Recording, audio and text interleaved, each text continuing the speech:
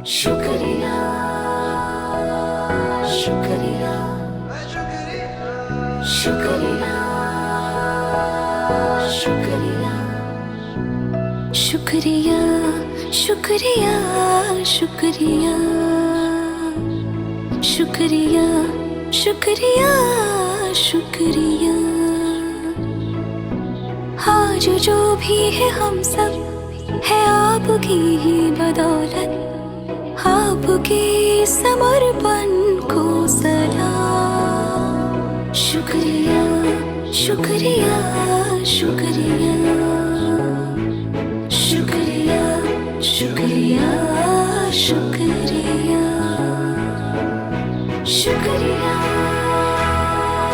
शुक्रिया शुक्रिया शुक्रिया। हाथ थाम के आपने है हमको सब सिखाया, माफ की गलतियां संभाला जब भी लड़खड़ाया।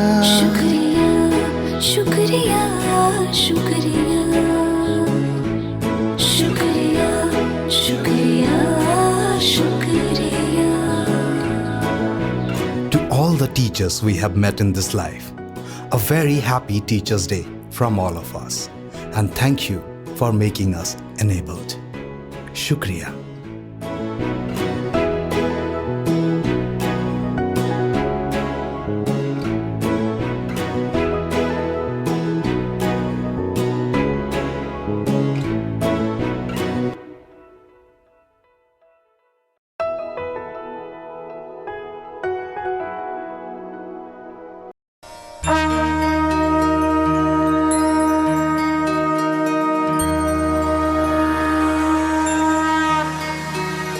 ॐ गुरुर्ब्रह्मा गुरुर्विष्णु गुरुर्देवो महेश्वरः, गुरुर्साक्षात् परब्रह्मः तस्मै श्री गुरुवे नमः।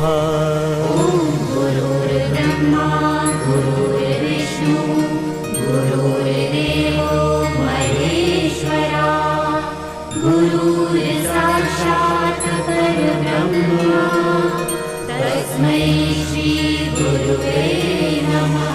ॐ गुरुर्ब्रह्मा गुरुर्विष्णु गुरुर्देवो महेश्वरः, गुरुर्साक्षात् परब्रह्मः तस्मै श्री गुरुवे नमः। गुरुर्ब्रह्मा गुरुर्विष्णु गुरुर्देवो महेश्वरः, गुरुर्साक्षात् परब्रह्मा तस्मै श्री गुरुवे नमः। ॐ गुरुर्ब्रह्मा गुरुर्विष्णु गुरुर्देवो महेश्वरः, गुरुर्साक्षात् परब्रह्मः तस्मै श्री गुरुवे नमः। गुरुर्ब्रह्मा गुरुर्विष्णु गुरुर्देवो महेश्वरः, गुरुर्साक्षात् परब्रह्मा तस्मै श्री गुरुवे नमः। ॐ गुरुर्ब्रह्मा गुरुर्विष्णु गुरुर्देवो महेश्वरः, गुरुर्साक्षात् परब्रह्मः तस्मै श्री गुरुवे नमः। गुरुर्ब्रह्मा गुरुर्विष्णु गुरुर्देवो महेश्वरः, गुरुर्साक्षात् परब्रह्मा तस्मै श्री गुरुवे नमः। ॐ गुरुर्ब्रह्मा गुरुर्विष्णु गुरुर्देवो महेश्वरः, गुरुर्साक्षात् परब्रह्मः तस्मै श्री गुरुवे नमः। गुरुर्ब्रह्मा गुरुर्विष्णु गुरुर्देवो महेश्वरः, गुरुर्साक्षात् परब्रह्मा तस्मै श्रीगुरुवे नमः। ॐ गुरुर्ब्रह्मा गुरुर्विष्णु गुरुर्देवो महेश्वरः गुरुर्साक्षात् परब्रह्मः तस्मै श्रीगुरुवे नमः। गुरुर्ब्रह्मा गुरुर्विष्णु गुरुर्देवो महेश्वरा गुरुर्साक्षात् परब्रह्मा तस्मै श्रीगुरुवे नमः।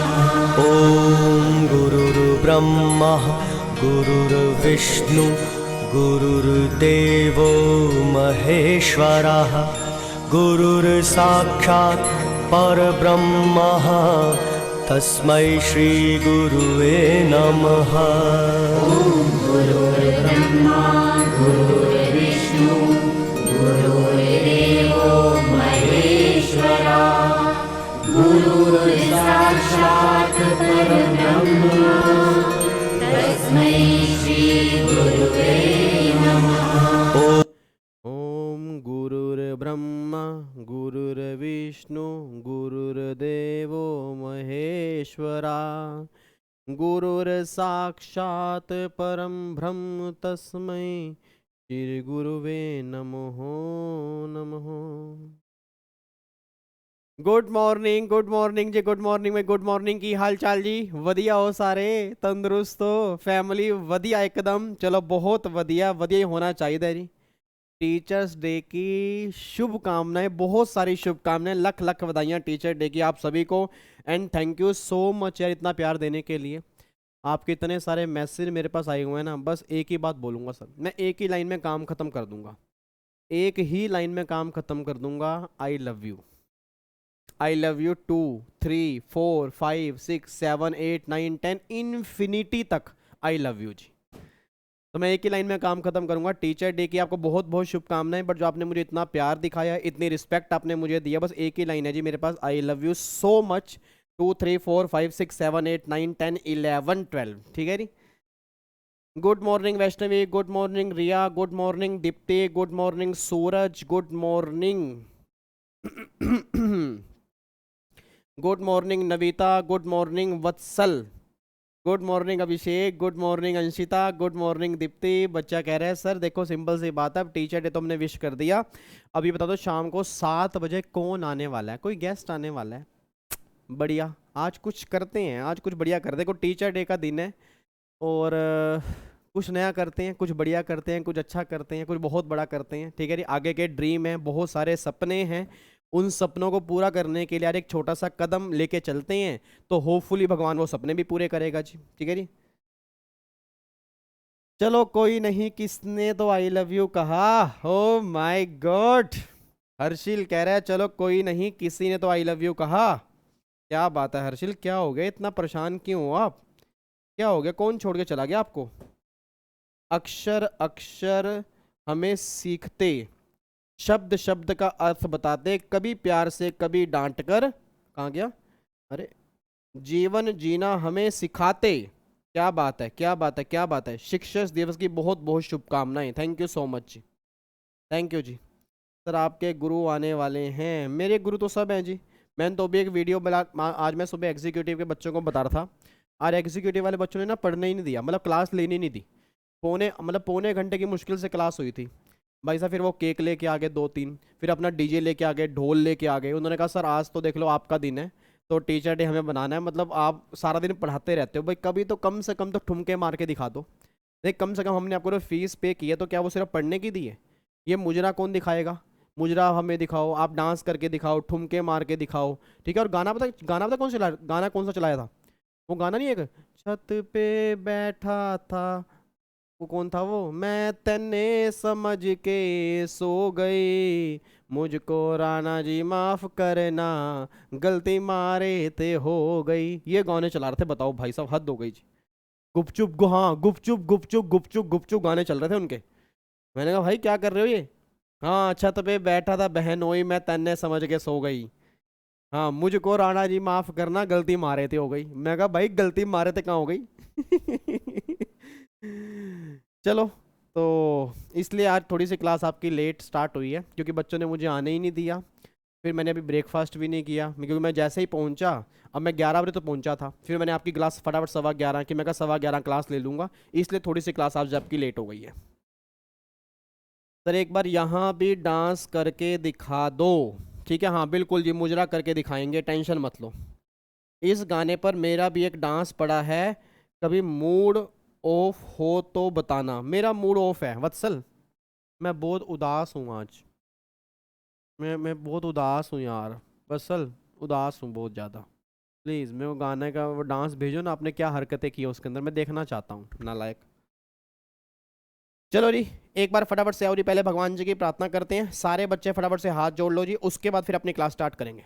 जल्दी सारे बच्चे हाथ जोड़ लो फटाफट से जी, सारे बच्चे फटाफट से एक बार हाथ जोड़ लो जी।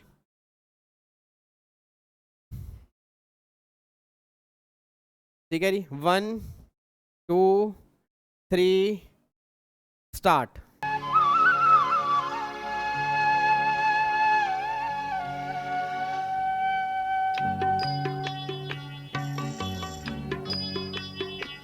इतनी शक्ति हमें देना दाता, मन का विश्वास कमजोर होना।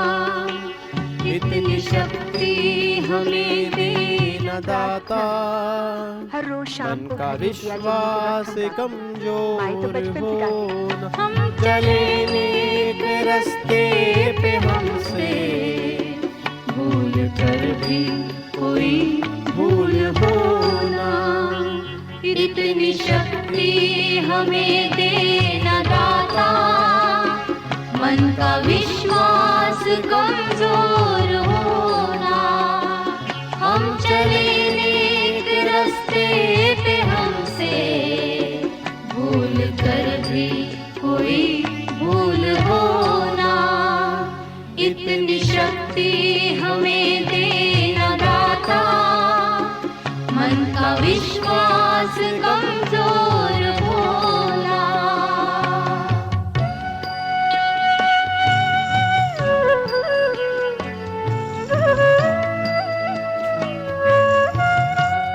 चलो जी, प्रार्थना हमारी कंप्लीट हो चुकी है जी। आओ जी अपनी क्लास स्टार्ट करते हैं। Sir happy teachers day sir, lots of love and अब दिल्ली दूर नहीं। बिल्कुल जी, दिल्ली तो पहले भी दूर नहीं थी, उतना ही किलोमीटर होगा। भरत जितना कल था किलोमीटर, आज भी उतना किलोमीटर होगा। आज कोई दूर पास क्या मतलब हुआ है, दिल्ली तो उतनी है नालायक, कल भी उतनी थी आज भी उतनी है। सर डांस और पार्टी, यार ऑनलाइन क्लास में क्या डांस करके बताएं, बताओ। या तो भाई मैं डांस करूं, आप उधर डांस करो और आप मुझे वीडियो भेजो, फिर तो है बात समझ में आती। नहीं फिर तो बात समझ में आती है। अगर मैं इधर डांस करूं, आप उधर डांस करो, फिर आप मुझे वीडियो भेजो, तब तो बात समझ में आती है कि मैं अपने स्टेटस पे लगाऊं कि देख लो ऑनलाइन वाले बच्चे भी फेस टू फेस क्लास की फीलिंग लेते हैं। ठीक है, ठीक है, फिर तो बात समझ में आती है। बट अगर मैं ही यहाँ पे पागलों की तरह डांस करूँ, आप वहाँ बैठे बैठे मुझे देख के हंसते रहो, ये दांत निकालते रहो, अब देखो इस टाइम आप हंस रहे हो ना, तो कोई फ़ायदा है उस चीज़ का, क्योंकि बात थोड़ा होती है जी। हाँ, हमारे लिए तो घर से बाहर जाना ही दूर है सर, आपके सेंस ऑफ चलो जी, इधर देखो ध्यान से जी। तो एक बार अपनी क्लास स्टार्ट करते हैं। ठीक है, नहीं नहीं ऐसा नहीं होता जी। अब जब आप उनसे कमिटमेंट ही नहीं कर रहे कि आप भी डांस करोगे, तो फिर मैं डांस नहीं करूँगा।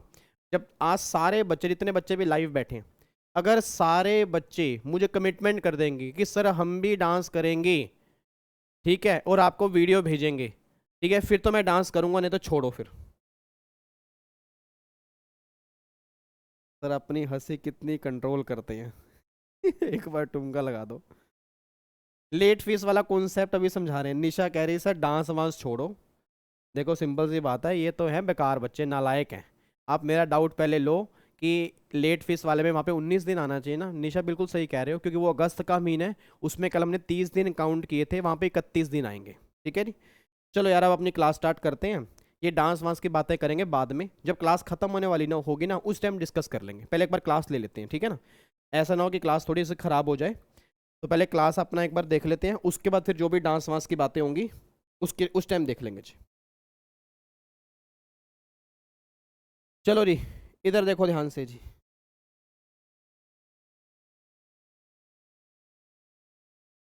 अब एक बार यहाँ पे चेक करना, लास्ट क्लास में मेरे ख्याल से हमने इंपोर्ट प्रोसीजर पूरे कंप्लीट कर लिए थे जी, ठीक है जी। उसके बाद फिर हमने सेक्शन नंबर 29 से लेके 35 तक हमने कंप्लीट किए थे, और फिर छोटी छोटी बातें आई थी कि हमने और कंप्लीट की थी। एक बार फटाफट से रिवीजन करते हैं। और फिर एक बार जो कल हमने 4 क्वेश्चन किए थे लेट फीस वाले, उसमें ना एक पार्ट नंबर 4 है, उसमें एक बार थोड़ा सा मिस्टेक है, उसको आप सही कर लो, देन फिर हमारा कंप्लीट हो जाएगा, ठीक है जी। लो जी, एक बार अब यहाँ पे चेक करना है जी, इधर देखो ध्यान से। एक बार अब यहाँ पे चेक करो, लास्ट क्लास में आपका केस नंबर 1 में कोई दिक्कत नहीं है जी, केस नंबर 2 में भी कोई दिक्कत नहीं है, केस नंबर 3 के अंदर भी कोई दिक्कत नहीं है, केस नंबर 4 में दिक्कत है। केस नंबर 4 में दिक्कत क्यों है? क्योंकि 16 अगस्त को अराइवल है।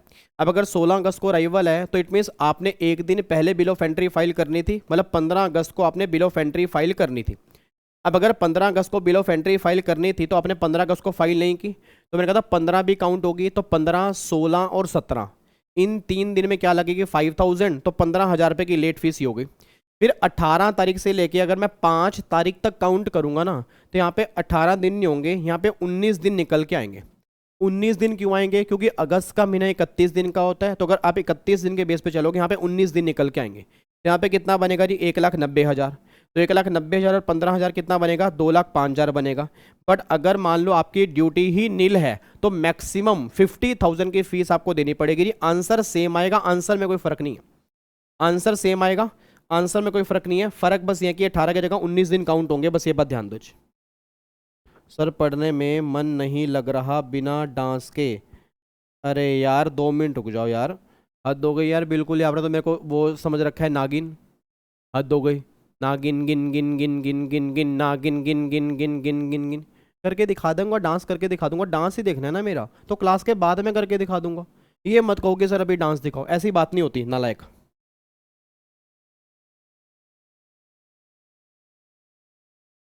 ठीक है जी, तो यहाँ पे आंसर आपका आंसर सेम आएगा, आंसर में कोई दिक्कत नहीं है। बट यहाँ पे 195 की जगह 2,05,000 आंसर आएगा, बस ये बात ध्यान दो। ठीक है जी, चलो अब सुना ध्यान से। अब ये पॉइंट कंप्लीट हो गया, एक बार फटाफट से मेरे को ना रिवीजन करवा दो यार। लास्ट क्लास में जो भी हमने कंप्लीट किया, एक बार फटाफट से रिवीजन करते हैं। आज हमें कॉन्सेप्ट करना है गुड्स इन ट्रांजिट का, और फिर हमें कॉन्सेप्ट करना है गुड्स इन ट्रांसशिपमेंट का, ये कॉन्सेप्ट हमें करना है। और आज हम एक चैप्टर स्टार्ट करेंगे, प्रैक्टिकल चैप्टर आज हम स्टार्ट कर देंगे वैल्यूएशन का, उसको भी आज हमें स्टार्ट करना है। बट एक बार पहले ना मेरे को फटाफट से रिवीजन करा दो यार, एक बार ना पहले मेरे को फटाफट से रिवीजन करा दो। आप लिखते रहो यहाँ पे जी, अब मैं आपके चैट बॉक्स नहीं पढ़ रहा जी, ठीक है जी। अब मैं कोई चैट बॉक्स नहीं पढ़ रहा है, क्या लिख रहे हो? कमर लिया लचके रे ओई मेरा, ठीक है ये पता नहीं क्या क्या लिख रहे हो, लॉलीपॉप लागले। अरे यार कहाँ से आए हो तुम? इंडिया के ही हो ना? लॉलीपॉप लागे रे, कमरिया लचके रे मेरा, पता नहीं क्या बोल रहे हो। इधर सुनो ध्यान से, मैं एक बार चैट बॉक्स यहाँ पे बंद कर रहा हूँ। एक बार फटाफट से ना लास्ट क्लास के मेरे को रिवीजन करा दो। एक तो सेक्शन नंबर 29 से लेके सेक्शन नंबर 36 ये हमने सारे सेक्शन कंप्लीट किए थे।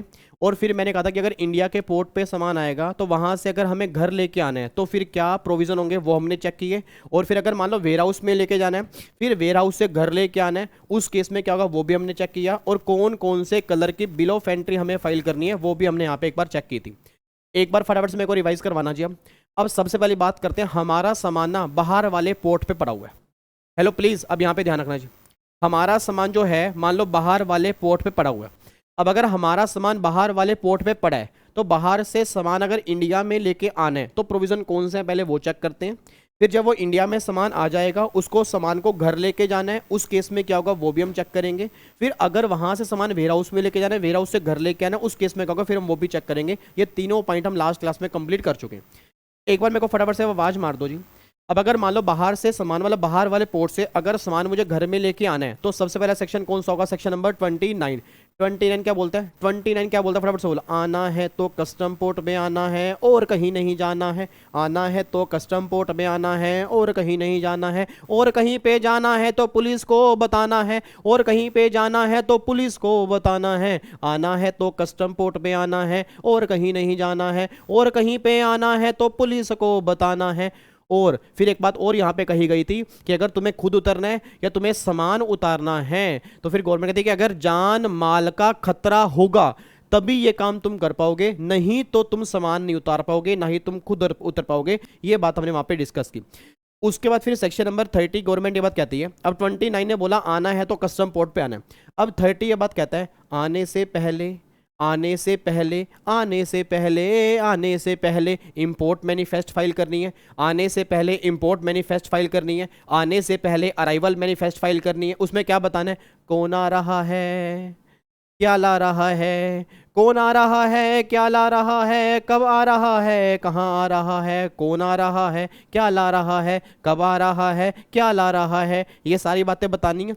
कब बतानी है, आने से पहले। और व्हीकल वाले केस में जी, व्हीकल वाले केस में, मैं प्लीज दोबारा हूँ जी, व्हीकल वाले केस में आने के विद इन 12 आवर्स के अंदर आपको बताना पड़ता है। ये बात ध्यान दो, आईजीएम जो है वो 12 आवर के अंदर आप फाइल कर सकते हो। अगर नहीं फाइल करोगे तो 50,000 तक की आपके ऊपर पेनल्टी एप्लीकेबल हो जाएगी अगर आपने इंपोर्ट मैनिफेस्ट जो है वो लेट फाइल किया। फिर पैसेंजर मैनिफेस्ट भी फाइल करते हैं। पैसेंजर मैनिफेस्ट कैसे फाइल करेंगे कि आपके वेसल में कितने पैसेंजर आ रहे हैं, उसकी डिटेल जो होगी वो सेक्शन नंबर 30 कैपिटल ए के अंदर होगी। अब पहला क्या बोला रही, आने से पहले, सॉरी आना है तो कस्टम पोर्ट पे आना है, आने से पहले इंपोर्ट मैनिफेस्ट फाइल करनी है। फिर सेक्शन 31 ये बात कहता है, सेक्शन 31 कहता है कि अगर सामान उतारना है तो परमिशन लेनी पड़ेगी। अगर एंट्री इनवर्ड हो गया, एंट्री इनवर्ड हो गया कि अगर अनलोडिंग करनी है तो, अगर अनलोडिंग करनी है तो परमिशन लेनी पड़ेगी। अब अगर अनलोडिंग करनी है तो परमिशन लेनी पड़ेगी, रिटर्न में कंसेंट लेनी पड़ेगी। वो सारी बातें आपकी 31 के अंदर आती हैं। फिर उसके बाद सेक्शन नंबर 32 ये बात कहता है कि अनलोडिंग जो होगी, अनलोडिंग जो होगी वो आपकी अप्रूव प्लेस पे होगी। ठीक है जी। अच्छा, पहली बात, अनलोडिंग जो होगी वो उसी की होगी जो आईजीएम के अंदर मेंशन होगा। मतलब जो भी आपका इंपोर्ट मैनिफेस्ट के अंदर मेंशन है उसी की अनलोडिंग करेंगे और किसी की अनलोडिंग नहीं करेंगे। फिर 33 में क्या लिखा है, अनलोडिंग जो होगी वो अप्रूव प्लेस पे होगी जी। अनलोडिंग जो होगी वो आपकी अप्रूव प्लेस पे होगी। फिर 34 ये बात कहता है कि अनलोडिंग जो करेंगे वो कस्टम ऑफिसर की सुपरविजन में करेंगे। फिर 35 बोट नोट वाला है, भाई छोटी छोटी शिप आती हैं वो बोट नोट के थ्रू अगर आएंगी तो उसको हम यहाँ पे कवर करेंगे, तो कवर नहीं करेंगे। फिर 36 कहता है कि भैया अगर छुट्टी है, संडे है, उस दिन सामान की अनलोडिंग नहीं होगी, बट अगर आप मर्चेंट ओवर टाइम फी आप पे कर दोगे उस केस में अनलोडिंग कर देंगे जी। ये सारी बातें हमारी 29 से लेकर 36 तक निकल के आती है। फिर अगला पॉइंट ये निकल के आ रहा है कि अगर मान लो सामान जो है, अगर मान लो सामान जो है वो इंडिया के पोर्ट पे आ गया। अब अगर इंडिया के पोर्ट पे सामान आ गया, अब वहां से अगर घर लेके आना है, उस केस में क्या करोगे, तो गवर्नमेंट ने कहा सबसे पहले क्या होगा कि आप बिल ऑफ एंट्री फाइल करोगे सेक्शन 46 में। अब बिल ऑफ एंट्री फाइल करने की टाइम लिमिट क्या होती है, तो गवर्नमेंट ने कहा 2 केस होंगे। आपका सामान किस कंट्री से आ रहा है वो देखो। अगर आपका सामान 5 कंट्री से आ रहा है, अगर आपका सामान 5 कंट्री से आ रहा है, 5 कंट्री कौन कौन सी है, मालदीव्स हो गया, म्यांमार हो गया, श्रीलंका हो गया, पाकिस्तान हो गया, बांग्लादेश हो गया, अगर इन 5 कंट्री से सामान आ रहा है तो सेम डे, जिस दिन वो कन्वेंस अराइव हुआ ना, सेम डे आप बिल ऑफ एंट्री फाइल कर सकते हो, कोई दिक्कत वाली बात नहीं है। बट इन 5 कंट्री को छोड़ के अगर कोई और से आ रहा है तो आपको 1 दिन पहले बिल ऑफ एंट्री फाइल करनी पड़ेगी। मतलब अराइवल के 1 दिन पहले आपको बिल ऑफ एंट्री फाइल करनी है, बस ये बात ध्यान दो। और हाँ, वैसे आने के 30 दिन पहले भी तुम बिल ऑफ एंट्री फाइल कर सकते हो। अब बच्चा ये बात कहता है सर, मैंने कहा हाँ सर, अगर मान लो बिल ऑफ एंट्री टाइम पे फाइल नहीं की तो क्या होगा, तो पहले 3 दिन तक 5,000 की फीस एप्लीकेबल है और चौथे दिन से 10,000 की फीस एप्लीकेबल है। और हाईएस्ट गवर्नमेंट करे कि जो ड्यूटी होगी उतनी फीस एप्लीकेबल होगी, और अगर ड्यूटी नील होगी तो 50,000 की फीस आपके हाथ में एप्लीकेबल होगी। ये सारी बातें तब है कि अगर आप bill of entry late file करते हो। फिर आपने बिल ऑफ एंट्री फाइल की, साथ में डॉक्यूमेंट अटैच किए। अब डॉक्यूमेंट अटैच किए, अगर डिपार्टमेंट को लगता है कि सब कुछ सही है तो डिपार्टमेंट क्या करेगा, आपसे ड्यूटी मंगाएगा। आपको ड्यूटी का पे करनी है, आपको ड्यूटी पे करनी है, जिस दिन आप बिल ऑफ एंट्री फाइल करोगे उस दिन आपको ड्यूटी पे करनी है। अब अगर बिल ऑफ एंट्री सही तरह से फाइल नहीं की तो डिपार्टमेंट क्या करेगा, रीअसेस करेगा, आपको बिल ऑफ एंट्री वापस करेगा। जब वापस करेगा उसके विद इन 1 डे आपको ड्यूटी पे करनी होगी। और कुछ केस में डेफर्ड पेमेंट भी अलाउड होती है। अगर 1 से 15 तारीख को बिल ऑफ एंट्री फाइल करोगे तो 16 तारीख को पेमेंट कर सकते हो। अगर 16 से आप मंथ के एंड तक बिल ऑफ एंट्री फाइल करोगे तो अगले महीने की 1 तारीख को आप पेमेंट कर सकते हो। और अगर 16 मार्च से 31 मार्च तक अगर बिल ऑफ एंट्री फाइल करोगे तो 31 मार्च को ही पेमेंट करनी होगी। ये बात ध्यान देना जी। ये सारी बातें आपकी निकल के आती हैं। उम्मीद करूंगा आप सारी बातें क्लियर हो चुकी हैं। डन है जी, कोई दिक्कत वाली बात तो नहीं है, पक्का पक्का। लो जी, अब हमने पेमेंट कर दी। अब अगर पेमेंट कर दी तो फिर क्या होगा, क्लियरेंस ऑर्डर पास होगा। क्लियरेंस ऑर्डर कस्टोडियन को मिलेगा, कस्टोडियन वहां पे ऑर्डर क्या करेगा, सामान क्लियर करवा देगा और वो सामान मेरे घर में आ जाएगा। फिर और ये जो बिल ऑफ एंट्री फाइल करनी है, बिल ऑफ एंट्री फाइल करनी है व्हाइट कलर की बिल ऑफ एंट्री। मैं दोबारा बोलूंगा, व्हाइट कलर की बिल ऑफ एंट्री फाइल करनी है इस वाले केस में, अगर वो डायरेक्टली सामान घर के लिए लेके आना है। बट अगर वो सामान आपने वेयर हाउस में लेके जाना है, फिर वेयर हाउस से घर लेके जाना है, उस केस में पहले येलो कलर की बिल ऑफ एंट्री फाइल होगी, फिर वहां से अगर घर लेके जाना होगा तो ग्रीन कलर की बिल ऑफ एंट्री फाइल करेंगे। ये सारी बातें हमने की हैं। बस वेयर हाउस वाले केस में हमें स्टार्टिंग में ड्यूटी पे करने की रिक्वायरमेंट नहीं है। स्टार्टिंग में वेयर हाउस चार्जेस पे, मतलब हमें पोर्ट चार्जेस पे करने होंगे। जब वेयर हाउस से क्लियर करूंगा उस टाइम पर मुझे ड्यूटी पे करनी होगी, और उसी टाइम पर मुझे वेयर हाउस चार्जेस देने पड़ेंगे, तब जाके वो सामान क्लियर होगा जी। ये सारी बातें आपकी निकल के आती हैं, ठीक है। तो अगर आप एक बार ये चेक करोगे, देखो जी अब यहाँ पे अगर डायरेक्टली लेके आना है तो वाइट कलर है, अगर आपको वेयर हाउस में लेके जाना है तो येलो कलर की है, फिर वेयर हाउस से घर लेके आना है तो ग्रीन कलर की बिल ऑफ एंट्री है जी। ये 3 बिल ऑफ एंट्री आपके सामने निकल के आ रही है जी, ठीक है जी। तो आई थिंक ये बातें आपको क्लियर हो चुकी हैं। अब यहाँ पे आ जाओ जी। अब अगला कॉन्सेप्ट जो हमारा निकल के आ रहा है वो निकल के आ रहा है कि गुड्स इन ट्रांजिट और गुड्स इन ट्रांसशिपमेंट में क्या फ़र्क है। अब मेरे ख्याल से, मुझे नहीं पता आपने घर से पढ़ा या नहीं पढ़ा, बट अगर आपने पढ़ा होगा ना, अगर आपने पढ़ा होगा तो आपने बस एक ही बात ऑब्जर्व की होगी कि अगर सेम कन्वेंस आगे सामान को लेके जा रहा है, अगर सेम कन्वेंस सामान को आगे लेके जा रहा है तो वो गुड्स इन ट्रांजिट वाला केस है। और जहां पे कन्वेंस आपका चेंज हो रहा है, मैं दोबारा बोलूंगा, जहां पे कन्वेंस आपका चेंज हो रहा है वो जो केस होगा वो गुड्स इन ट्रांसशिपमेंट वाला केस होगा, वो गुड्स इन ट्रांजिट वाला केस नहीं होगा जी, ठीक है। तो सिंपल सी बात ये निकल के आ रही है कि अगर एक ही व्हीकल, एक ही कन्वेंस, मतलब लास्ट तक अगर सामान लेके जा रहा है तो उसको हम बिल इन ट्रांजिट बोलेंगे, हम गुड्स इन ट्रांजिट बोलेंगे। और अगर दूसरा कन्वेंस या 2-3 कन्वेंस अगर बीच में जुड़ चुके हैं उसको हम गुड्स इन ट्रांसशिपमेंट वाला केस बोलेंगे। बस ये बात ध्यान देना चाहिए, ठीक है। तो एक बार चेक करते हैं, देखो यहाँ पे एक बार फटाफट से रीड करते हैं। एग्जाम में क्वेश्चन कई बार बना है, बट वो तब बना जब ओल्ड सिलेबस में कस्टम 30 नंबर में था, ठीक है ना। तो और अच्छा, आपको अगर पता हो, कल ICSI ने, मतलब विद ड्यू रिस्पेक्ट, ICSI ने आपका न्यू सिलेबस फाइनलाइज कर दी है, बट ना तो वो आपके एग्ज़ाम में एप्लीकेबल है, मतलब दिसंबर 22 में एप्लीकेबल नहीं है, जून 23 में एप्लीकेबल नहीं है, दिसंबर 23 में एप्लीकेबल नहीं है, जून 24 में कहीं जाके प्रोफेशनल का पहला अटैम्प्ट होगा, ठीक है। और जो बच्चे 1 अगस्त 2023 से उसमें रजिस्ट्रेशन करवाएंगे उनको न्यू सिलेबस मिलेगा, उससे पहले सब ओल्ड सिलेबस, ओल्ड सिलेबस मतलब 2017 जो भी हमारा चल रहा है, ठीक है। मैं इसलिए कह रहा हूं कि आपके दिमाग में ना कंफ्यूजन ना आए, क्योंकि आप मुझे मैसेज करोगे पक्का हमारा क्या होगा, तो आपका क्या, आपका कुछ भी नहीं होगा, आपको सेम है। इवन जून 23 वालों के लिए भी सेम है। दिसंबर 23 वाले बच्चे भी ओल्ड में एग्जाम देंगे, जो जून 24 होगा उसमें पहला अटेम्प्ट होगा। और जो उन्होंने बोल दिया कि जो ये वाला सिलेबस है वो दिसंबर 24 तक चलेगा, मतलब दिसंबर 24 तक ओल्ड और न्यू पैरेलल चलेंगे, फिर जून 25 से सिर्फ न्यू सिलेबस काम करेगा, फिर ओल्ड सिलेबस काम नहीं करेगा, ठीक है जी। और फाइनली टैक्स को अलविदा कह दिया गया। अलविदा का मतलब ऑप्शनल में है, बट ऑप्शनल के अंदर भी इन्होंने सेकंड ग्रुप में डाल दिया।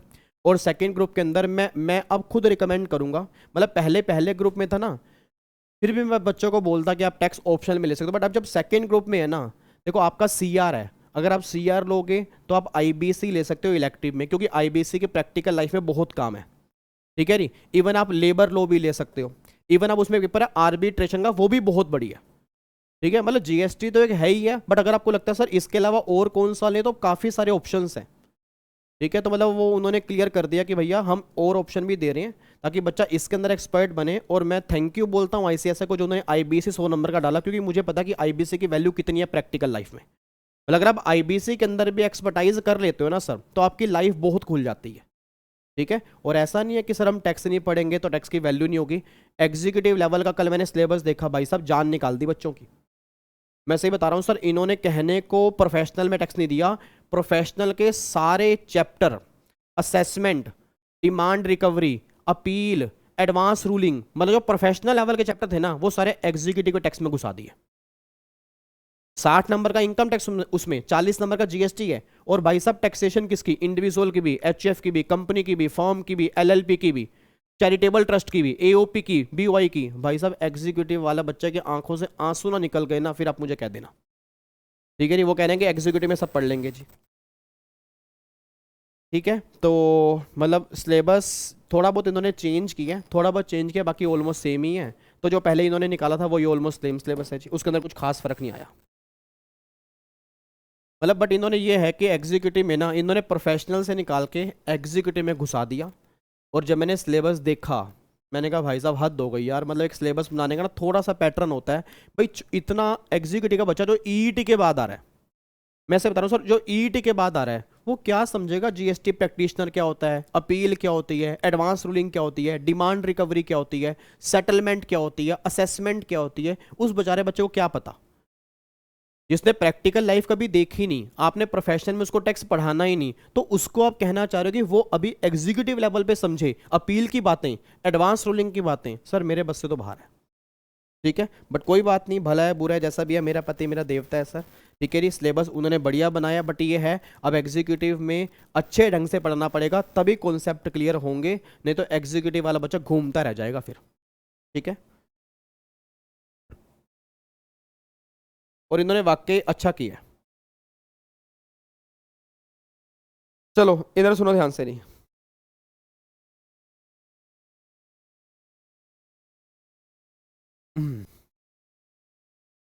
और तो और OMR भी हटा दिया, बिल्कुल सही बात है। चलो वापिस आओ, तो अब एक बार चेक करते हैं गुड्स इन ट्रांजिट का मतलब क्या है। तो ईईटी में 70 मार्क्स का लॉजिकल रीजनिंग एंड 30 मार्क्स का करंट अफेयर, यही चेंज है। हाँ मतलब चेंज थोड़ा बहुत आया जी।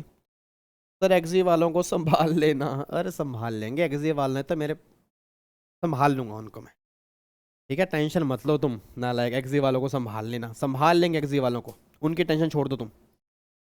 अच्छा अब सुना ध्यान से, मैं कहना क्या चाह रहा हूँ, अब एक बार यहाँ पे चेक करो फटाफट से, ट्रांजिट का मतलब क्या।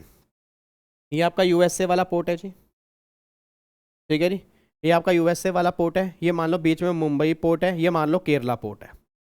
अब देखो यहाँ पे ना, अगर मान लो केरला में सामान जाना है तो इंपोर्ट मैनिफेस्ट आपने फाइल की है, इंपोर्ट मैनिफेस्ट में क्या लिखा है, लैंडिंग कार्गो, देखो मुंबई कस्टम पोर्ट, मैंने यहाँ पे क्या लिखा है, मुंबई कस्टम पोर्ट। मतलब होता पता क्या,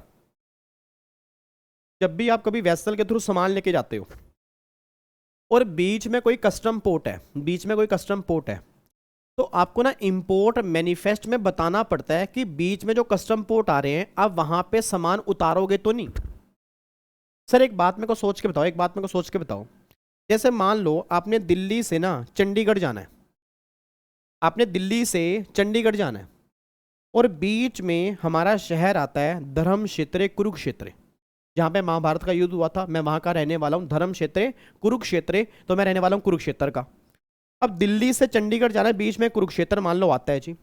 अब अगर मान लो कोई भी सामान आपको कुरुक्षेत्र में उतारना है या नहीं उतारना, तो आपको बताना पड़ेगा ना कुरुक्षेत्र वालों को। मतलब अगर मान लो वहां पे सामान उतारना है, वहां पे उतारने का स्पेस ही नहीं हुआ, फिर कैसे उतारोगे जी। तो मतलब वही गवर्नमेंट कहना चाह रही है कि भैया अगर यूएसए से केरला जा रहे हो तो बीच में जो भी पोर्ट होंगे ना, तुम क्लियर करो कि वहां पे सामान उतरेगा या नहीं उतरेगा। तो देखो मैंने यहाँ पे क्या लिखा है जी, लैंडिंग कार्गो, लैंडिंग कार्गो मतलब कितना मुंबई कस्टम पोर्ट पे लैंड होगा, आंसर इज नील, कोई लैंडिंग नहीं है। गुड्स इन ट्रांजिट, ट्रांजिट का मतलब होता है कि आगे कितना जाएगा, पूरा का पूरा 100 यूनिट आगे जाएगा, और केरला कस्टम पोर्ट पे लैंडिंग कार्गो 100 है, और फिर गुड्स इन ट्रांजिट नील, उसके आगे सामान नहीं जाना। तो मुझे फटाफट से बोल देना, अब 100 यूनिट उतरेंगे कहाँ पे, केरला पे। बिल ऑफ एंट्री कहाँ फाइल होगी, केरला में, तो कस्टम ड्यूटी भी कहाँ पे करेंगे, केरला के अंदर पे करेंगे। और सेम वेसल अगर आगे लेके जा रहे हो तो क्या बोलेंगे, गुड्स इन ट्रांजिट वाला केस बोलेंगे। तो देखो सेम वेसल अगर आगे लेके जा रहा है तो क्या बोलेंगे, गुड्स इन ट्रांजिट बोलेंगे, गुड्स इन ट्रांसशिपमेंट नहीं बोलेंगे। अगले एग्जाम्पल में चेक करो जी, अगले एग्जाम्पल में, अगला एग्जाम्पल क्या निकल के आ रहा है, यूएसए, मुंबई और केरला। अब मान लो मुंबई में 30 यूनिट मुझे उतारनी है। अब सोच के बोला, अगर मुंबई में 30 यूनिट मुझे उतारनी है तो जब वो वेसल यूएसए से चलेगा तो क्या मुंबई वालों को बताना पड़ेगा, नहीं बताना पड़ेगा कि 30 यूनिट मुझे उतारनी है। मेरे को क्लियर करो जी भाई, अगर आप चंडीगढ़ जा रहे हो, अगर कुरुक्षेत्र में सामान उतारना है तो जिसका वो सामान है उसको बताना तो पड़ेगा ना कि भाई सामान उतार के जाएंगे। ये थोड़ा कि कुरुक्षेत्र में रुके, सड़क पे सामान उतारा और निकल लिए। अरे भाई वो सामान किसका है, लावारिस पड़ा है, सामान है किसका वो। तो गवर्नमेंट वही कह रहे कि अगर मुंबई में सामान उतरना है तो मुंबई पोर्ट को बताना पड़ेगा, और वहां से कितना सामान आगे क्लियर होगा ये भी बताना पड़ेगा। तो देखो यहाँ पे क्या लिखा हुआ है जी, अब एक बार चेक करो यहाँ पे। तो Mumbai custom port import manifest file करोगे तो देखो लैंडिंग कार्गो, लैंडिंग कार्गो मतलब कितना कार्गो लैंड होगा, कितना कार्गो उतरेगा, तो 30 यूनिट, और गुड्स इन ट्रांजिट कितना हो जाएगा, 70 यूनिट हो जाएगा। फिर केरला कस्टम पोर्ट पे लैंडिंग कार्गो कितना बन गया, 70, और गुड्स इन ट्रांजिट कितना बन गया, नील, क्योंकि सामान उसके आगे नहीं जाएगा। अब मेरा पूरी क्लास से क्वेश्चन है जी, मेरा पूरी क्लास से क्वेश्चन है। अब ये वाला केस ट्रांसशिपमेंट का है या ये वाला केस ट्रांजिट का है, मतलब वेसल सेम है या वेसल अलग है जी। मतलब क्या ऐसा हो रहा है कि पहले 100 यूनिट मुंबई उतर रही हैं, 100 में से 30 मुंबई में रख रहे हैं, फिर 70 अगले वेसल में आगे लेके जा रहे हैं, क्या ऐसा हो रहा है क्या? मतलब क्या वेसल चेंज हो रहा है? Answer is no sir. 100 में से 30 उतरेंगी मुंबई और वही वेसल 70 यूनिट जो है वो आगे लेके जाएगा। तो ये ट्रांजिट वाला केस है, ट्रांसशिपमेंट वाला नहीं है। अरे यार श्रुति कैसी बात कर रहे हो श्रुति? ट्रांसशिपमेंट वाला केस कैसे हो गया मेरे बच्चे? ये ट्रांजिट वाला केस है ना, ट्रांसशिपमेंट कहां से आ गया? ट्रांसशिपमेंट का मतलब तो वेसल चेंज हो रहा है, या तो सेम वेसल आगे जा रहा है, सामान बीच में उतर रहा है, इट डजंट मीन कि वो ट्रांसशिपमेंट है। ट्रांसशिपमेंट मींस क्या है कि अगर सामान आके लेके जाना है और दूसरे कन्वेंस से वो सामान आगे जाएगा, फिर वो ट्रांसशिपमेंट वाला बनेगा जी। ठीक है जी, तो ये ट्रांजिट वाला केस है। तो यहाँ पे देखो अनलोड 30 यूनिट। अच्छा एक बात और बताना, अब 30 यूनिट मुंबई में उतारनी है मेरे बच्चे, मेरे बच्चे, मेरे बच्चे, मेरे बच्चे इधर। 30 यूनिट आपने मुंबई में उतारनी है, 30 यूनिट आपने मुंबई में उतारनी है। तो सोच समझ के बोलना, अगर 30 यूनिट आपको मुंबई में उतारनी है तो क्या 30 यूनिट पर ड्यूटी मुझे मुंबई में देनी पड़ेगी, नहीं देनी पड़ेगी, या पूरे 100 यूनिट पर केरला में देनी पड़ेगी? आपने बोल दो अगर 30 यूनिट मेरी मुंबई उतरेंगी और वहां से वो होम कंजम्पशन के लिए क्लियर होंगी, तो क्या मुंबई में 30 यूनिट की बिल ऑफ एंट्री फाइल होगी, नहीं होगी? यस फाइल होगी। क्या ड्यूटी देनी पड़ेगी, नहीं देनी पड़ेगी? यस देनी पड़ेगी। देखो क्या लिखा हुआ है, unload 30 unit and file bill of entry for 30 unit and import duty पे कर दोगे। फिर आगे सेम वेसल जा रहा है, वहाँ पे 70 यूनिट करोगे और बिल ऑफ एंट्री फाइल करोगे 70 की, और वहाँ पे 70 की इंपोर्ट ड्यूटी पे करोगे। मेन पॉइंट क्या निकल के आ रहा है कि वेसल दोनों में सेम है, तो ये ट्रांजिट वाला केस है, या ट्रांसशिपमेंट वाला केस नहीं है। ये वाला क्लियर है जी। उसके बाद अगले पे आओ जी। अब अगले पे आओ यूएसए। अब यहाँ पे ध्यान देना जी, अब यूएसए से मुंबई और मुंबई से ऑस्ट्रेलिया, यूएसए से मुंबई, मुंबई से ऑस्ट्रेलिया, तो वही सेम 30 उतारनी है मुंबई में, 70 उतारनी है ऑस्ट्रेलिया में। तो 30 जो मुंबई उतारोगे उस पर ड्यूटी पे करोगे मुंबई में, अब जो 70 ऑस्ट्रेलिया के अंदर उतारोगे तो वहां पे आप कोई भी ड्यूटी पे नहीं करोगे, क्योंकि वो एक्सपोर्ट वाला केस हो जाएगा, और एक्सपोर्ट वाले केस में कोई भी कस्टम ड्यूटी जो है वो एप्लीकेबल नहीं होती। आपको मैंने पहले भी कहा था कि import the goods not the taxes, export the goods sorry import the goods higher the taxes, export the goods not the taxes. तो एक्सपोर्ट वाले केस में कोई ड्यूटी नहीं है, तो 70 यूनिट पे कोई ड्यूटी एप्लीकेबल नहीं होगी, 30 पे एप्लीकेबल होगी। और ये ट्रांजिट वाला केस है, क्योंकि सेम वेसल अगर आके जा रहा है तो वो ट्रांजिट वाले केस में कवर होगा जी। डन है जी, कोई दिक्कत तो नहीं है। तो ये आपका ट्रांजिट हो गया, ये आपका क्योंकि सेम वेसल आपका आगे जा रहा है। Sir bill of entry importer file करता है ना? हाँ कुणाल, बिल ऑफ एंट्री तो इंपोर्टर ही फाइल करेगा ना। अब यहाँ पे 30 यूनिट के लिए इंपोर्टर कौन है? मुंबई वाला। और 70 के लिए इंपोर्टर कौन है? ऑस्ट्रेलिया वाला। बट अगर उसके लिए इंपोर्टर तो हमारे लिए क्या है? एक्सपोर्ट। तो क्या एक्सपोर्ट पे हम ड्यूटी चार्ज करेंगे? नहीं। तो सिर्फ जो मुंबई वाला होगा जो 30 यूनिट इंपोर्ट कर रहा है वो 30 पे ड्यूटी पे करेगा, 70 पे ड्यूटी एप्लीकेबल नहीं होगी। रीजन क्योंकि वो एक्सपोर्ट वाले केस में कवर हो जाएगा।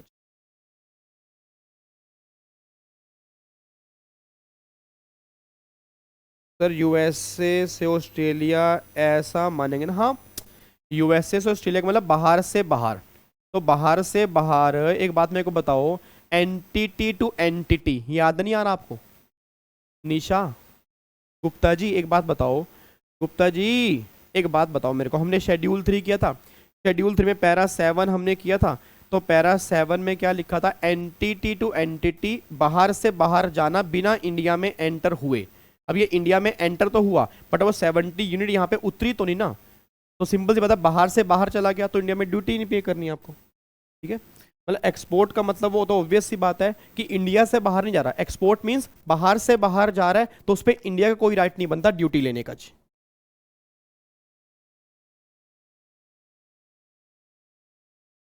अब यहाँ पे चेक करो गुड्स इन ट्रांसशिपमेंट वाला जी।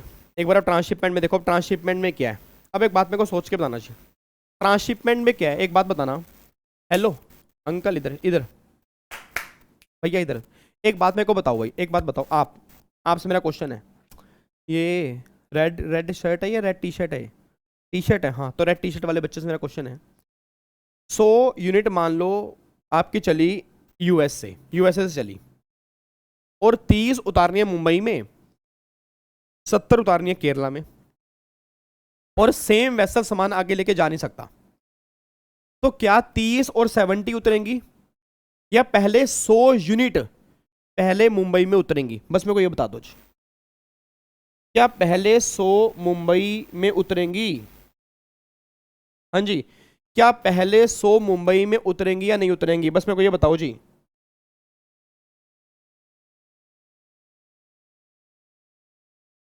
अरे हेलो टमाटरी कलर का बच्चा, हाँ, क्या पहले 100 मुंबई में उतरेंगी नहीं उतरेंगी? यस उतरेंगी। अच्छा, अब 100 अगर मुंबई में उतरेंगी तो क्या 100 की 100 मुंबई में रहेंगी या 70 आगे जाएंगी? 70 आगे जाएंगी। क्या सेम वेसल लेके जाएगा या डिफरेंट वेसल लेके जाएगा? डिफरेंट वेसल लेके जाएगा, इसको बोलते हैं गुड्स इन ट्रांसशिपमेंट। तो अगर आप यहाँ पे चेक करोगे, देखो ये ब्लू कलर का वेसल था, लैंडिंग कार्गो मुंबई में 30 है, गुड्स इन ट्रांसशिपमेंट 70 है। फिर जो केरला को पोर्ट होगा, landing cargo 70, goods in transshipment नील।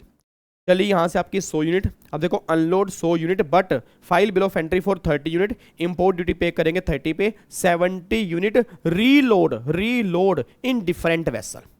अब देखो यहाँ वेसल ब्लू है, यहाँ वेसल आपका मैरून हो गया, रेड कलर टाइप सा हो गया, तो वेसल चेंज हो गया। तो अगर वेसल चेंज हो गया तो वो गुड्स इन ट्रांसशिपमेंट में कवर होगा। तो 70 यूनिट आप यहाँ पे बिल ऑफ एंट्री फाइल करोगे तो यहीं पे ड्यूटी पे करोगे, बस ये पर ध्यान दो जी, ठीक है जी। तो ट्रांजिट और ट्रांसशिपमेंट में एक फर्क बस निकल के आ रहा है कि वहां पे जब सामान जा रहा है वो सेम कन्वेंस आगे लेके जा रहा है, और ट्रांसशिपमेंट वाले केस में जब सामान जा रहा है तो वो डिफरेंट कन्वेंस आगे लेके जा रहा है, बस ये बात ध्यान दो जी। डन है जी, लॉक कर दूं? पक्का पक्का, चलो जी। तो इधर देखो ध्यान से, अब देखो ये गुड्स इन ट्रांसिट और गुड्स इन ट्रांसशिपमेंट, एक क्वेश्चन 3 नंबर का बन सकता है जी। एक क्वेश्चन 3 नंबर के अंदर बन सकता है कि गुड्स इन ट्रांसिट और ट्रांसशिपमेंट में क्या डिफरेंस है, ये क्वेश्चन बन सकता है 3 नंबर के अंदर। और जो बच्चे एग्जीक्यूटिव वाले हैं उनके एग्जाम में 1 नंबर में बनेगा। अगर सेम कन्वींस होगा तो क्या बोलेंगे? ट्रांसिट। अगर डिफरेंट कन्वींस होगा तो क्या बोलेंगे? ट्रांसशिपमेंट। इस तरह का वो क्वेश्चन बना देंगे जी, ठीक है। अब एक बार यहाँ पे चेक करो, सेक्शन 53 ये ट्रांजिट का है, 54 ये ट्रांसशिपमेंट का है, ये तो बेकार की बात है। आगे अब यहाँ पे क्या लिखा है? सर मुंबई में सब सामान उतारेंगे तो वहाँ पे परमिशन लेनी पड़ेगी अनलोडिंग की। हाँ बिल्कुल बिल्कुल, देखो ना परमिशन ले तो ली। पूजा ओ पूजा देखो यहाँ पे लिखा तो है लैंडिंग कार्गो 30 और GIT मतलब गुड्स इन ट्रांसशिपमेंट 70। तो जब मैंने इंपोर्ट मैनिफेस्ट के अंदर मेंशन कर दिया ना लैंडिंग कार्गो 30 और गुड्स इन ट्रांसशिपमेंट 70, तो जो सामने वहां पे कस्टोडियन होगा, जो डिपार्टमेंट होगा, वो समझ जाएगा कि 100 उतरेंगी, 30 यहां रहेंगी, 70 आगे जाएंगी। जब मैंने इंपोर्ट मैनिफेस्ट के अंदर मेंशन कर दिया ना कि लैंडिंग कार्गो 30 है, तो लैंडिंग कार्गो मींस कि वहां पे कितनी रहेंगी। और जब मैंने कहा गुड्स इन ट्रांसशिपमेंट 70, तो इसका मतलब 70 उतरेंगी तो सही, बट फिर वो आगे निकल जाएंगी। तो दोनों का स्पेस अलग अलग होगा जी, दोनों का टाइम ड्यूरेशन भी अलग अलग होगा, तो वो इंपोर्ट मैनिफेस्ट के अंदर मेंशन करना पड़ेगा, ठीक है। आगे देखो ये यहाँ पे further transportation of goods in same conveyance, क्या आ गया? सेम कन्वेंस आ गया ना, सेम कन्वेंस आ गया, और यहाँ पे अदर कन्वेंस आ गया, ठीक है जी। उसके बाद देखो जी, where any goods imported in a conveyance and mention in import manifest as for transit within or outside India, the PO may allow the goods and conveyance to transit without payment of duty, ठीक है जी। मतलब obvious पता मैंने क्या बोला कि जहां पे अगर ट्रांजिट हो रहा है तो बीच में अगर कोई पोर्ट आ रहा है उस पर ड्यूटी पे नहीं करनी, जहां बिल ऑफ एंट्री फाइल करोगे, जहां गुड्स क्लियर करोगे, वहीं पर प्यूरी ड्यूटी पे करनी है, बस ये बात ध्यान दो।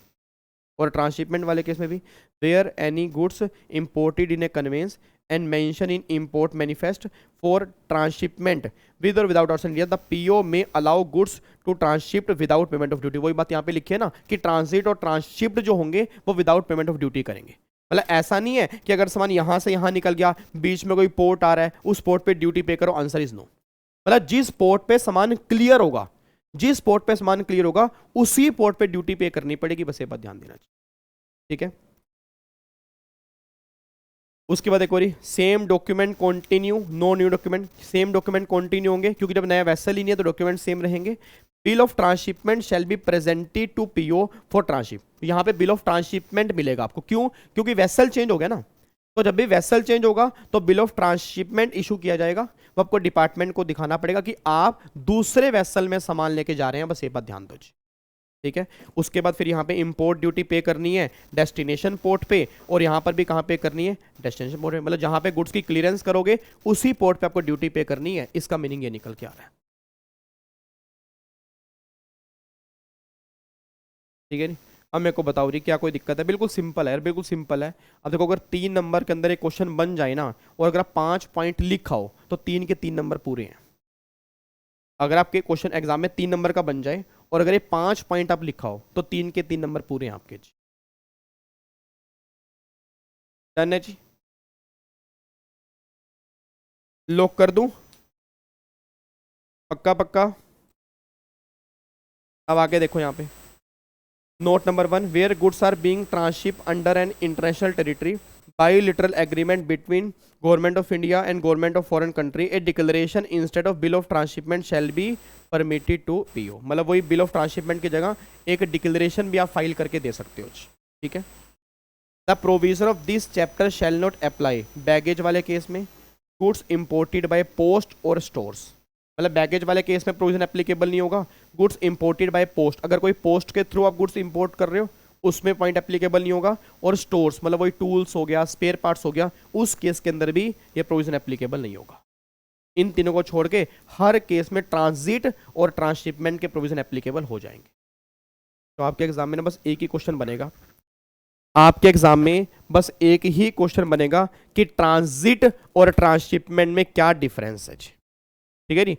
तो आपके एग्जाम में बस एक ही क्वेश्चन बनेगा, ट्रांजिट और ट्रांसशिपमेंट में क्या डिफरेंस है, वो डिफरेंस हमें डिफाइन कर दो। 3 नंबर के अंदर ये क्वेश्चन बन जाएगा जी, ठीक है। लॉक कर दे?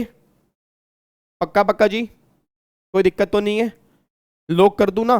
पक्का ना? चलो इधर देखो ध्यान से। अब फाइनली मैं आ रहा हूं जी सबसे मेन चैप्टर जो है दैट इज वैल्यूएशन का। अब एक बार ना सारे बच्चे अब सीधे होके बैठ जाओ जी, एक बार सारे बच्चे सीधे होके बैठ जाओ बस। इसमें हमारे 2 लेक्चर लगने हैं। देखो मैं बता दूं आपको, 2 लेक्चर लगने हैं वैल्यूएशन में, आज का और कल का, 5 और 6। एक लेक्चर लगेगा, चैप्टर हमारा है बैगेज का। बैगेज मतलब जब बाहर से सामान लेके आते हैं तो कितना सामान एग्जम्प्ट है, कितना टैक्सेबल है, कितना सामान बाहर से ला सकते हैं। जैसे एक बच्चा कह रहा है सर बाहर से हम शराब भी ला सकते हैं, बिल्कुल ला सकते हैं। सर सिगरेट भी ला सकते हैं, बिल्कुल ला सकते हैं। तो कितनी सिगरेट कितनी शराब अलाउड है? बाहर से लैपटॉप लाए, बाहर से मोबाइल लाए, बाहर से कुछ भी लाए, क्या एग्जम्प्ट क्या टैक्सेबल। एक लेक्चर हमारा बैगेज का है, एक लेक्चर हमारा है ड्यूटी ड्रॉबैक का। और जो मेरी ड्यूटी ड्रॉबैक वाली क्लास होगी ना, वहीं तक एग्जीक्यूटिव की क्लास खत्म हो जाएगी। मतलब आप ये मान के चलो आज 5 तारीख है, 6, 7, 8 तारीख को एग्जीक्यूटिव की क्लास हमारी खत्म हो जाएगी, और होपफुली 9 तारीख को प्रोफेशनल की खत्म हो जाएगी, 9 या 10। मतलब कोशिश मेरी 9 को ही है, बट अगर आपको समझ में नहीं आ रहा सही से तो फिर 10 तारीख पे जाएगी, बट मेरा टारगेट जो है वो 9 का ही है। चाहे 9 को हम 1 घंटा और लंबी क्लास ले लेंगे, कोशिश करेंगे 9 को ही हम पैकअप कर दें, ठीक है जी। अच्छा अब सुना ध्यान से मैं कहना क्या चाह रहा हूँ,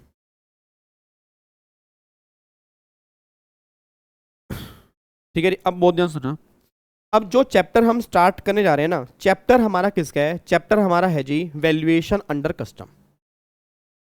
एक बात मेरे को सोच के बताओ सर, एक बात मेरे को सोच के बताओ। आपको मैंने पहले भी कहा था कि इंपोर्ट वाले केस में नॉर्मली वैल्यू हमें कौन सी चाहिए जी? इंपोर्ट वाले केस में, इंपोर्ट वाले, ठीक है जी। अब हम न समझे ना नाटक करेंगे ताकि 10 तक इधर को नालायक। मेरा ऑफिशियल बर्थडे पर लास्ट क्लास, इधर देखो ध्यान से, चलो कोई बात नहीं। अब सुनना ध्यान से मैं कहना क्या चाह रहा हूँ, सुनना ध्यान से। अब प्लीज़ एक बात मेरे को सोच के बताओ यार, मेरा पूरी क्लास से क्वेश्चन है। अब मेरा पूरी क्लास से क्वेश्चन है, पहले मेरे को बताओ जीएसटी में याद आ रहा है वैल्यूएशन? जीएसटी में कुछ याद है वैल्यूएशन? मेरे को बस ये क्लियर कर दो, जीएसटी में कुछ याद है वैल्यूएशन? सेक्शन नंबर बोलना एक बार मेरे को, पहले बताओ जीएसटी में आपने क्या किया था। अरे यार भरत रुक जाओ ना यार, क्या है ये? रिया तुम्हारा ऑफिशियल अनऑफिशियल बर्थडे अलग अलग है। अरे लोग 3-3, 4-4 बर्थडे मनाते हैं, आपको पता नहीं है? उनके आधार कार्ड में कुछ अलग लिखा होता है, पैदा किसी और दिन हुए होते हैं जी, बताते किसी और दिन का है, मनाते किसी और दिन का है। कई लोग 5-5 बर्थडे मना रहे हैं जी, जैसे पता नहीं आधा आधा करके पैदा हुए थे। इधर देखो ध्यान से, मैं कह रहा हूं वो बताओ। सेक्शन 15, बहुत बढ़िया, वेरी गुड, कमाल कर दिया। अरे सेक्शन 15 में कितने सबसेक्शन तेरी? सेक्शन 15 में कितने सबसेक्शन थे? 5। याद करो, 15(1) में 15(2) जोड़ते थे, 15(3) माइनस करते थे, आपकी वैल्यू निकल के आती थी। फिर 15(4) में रूल नंबर 27 से लेकर रूल नंबर 31 की बात करते थे, और आपका फिर 15(5) में रूल नंबर 32 से लेके 35 तक के सेक्शन, वो सारे के सारे आपके वहां पर हमने किए थे। अब एक बात मेरे को सोच के बताओ जी, एक बात मेरे को सोच के बताओ, अगर मुझे कस्टम ड्यूटी निकालनी है तो बताओ क्या चाहिए? बताओ एक बार मुझे, अगर मुझे कस्टम ड्यूटी निकालनी है, कस्टम ड्यूटी, तो बताओ क्या चाहिए? बताना मुझे।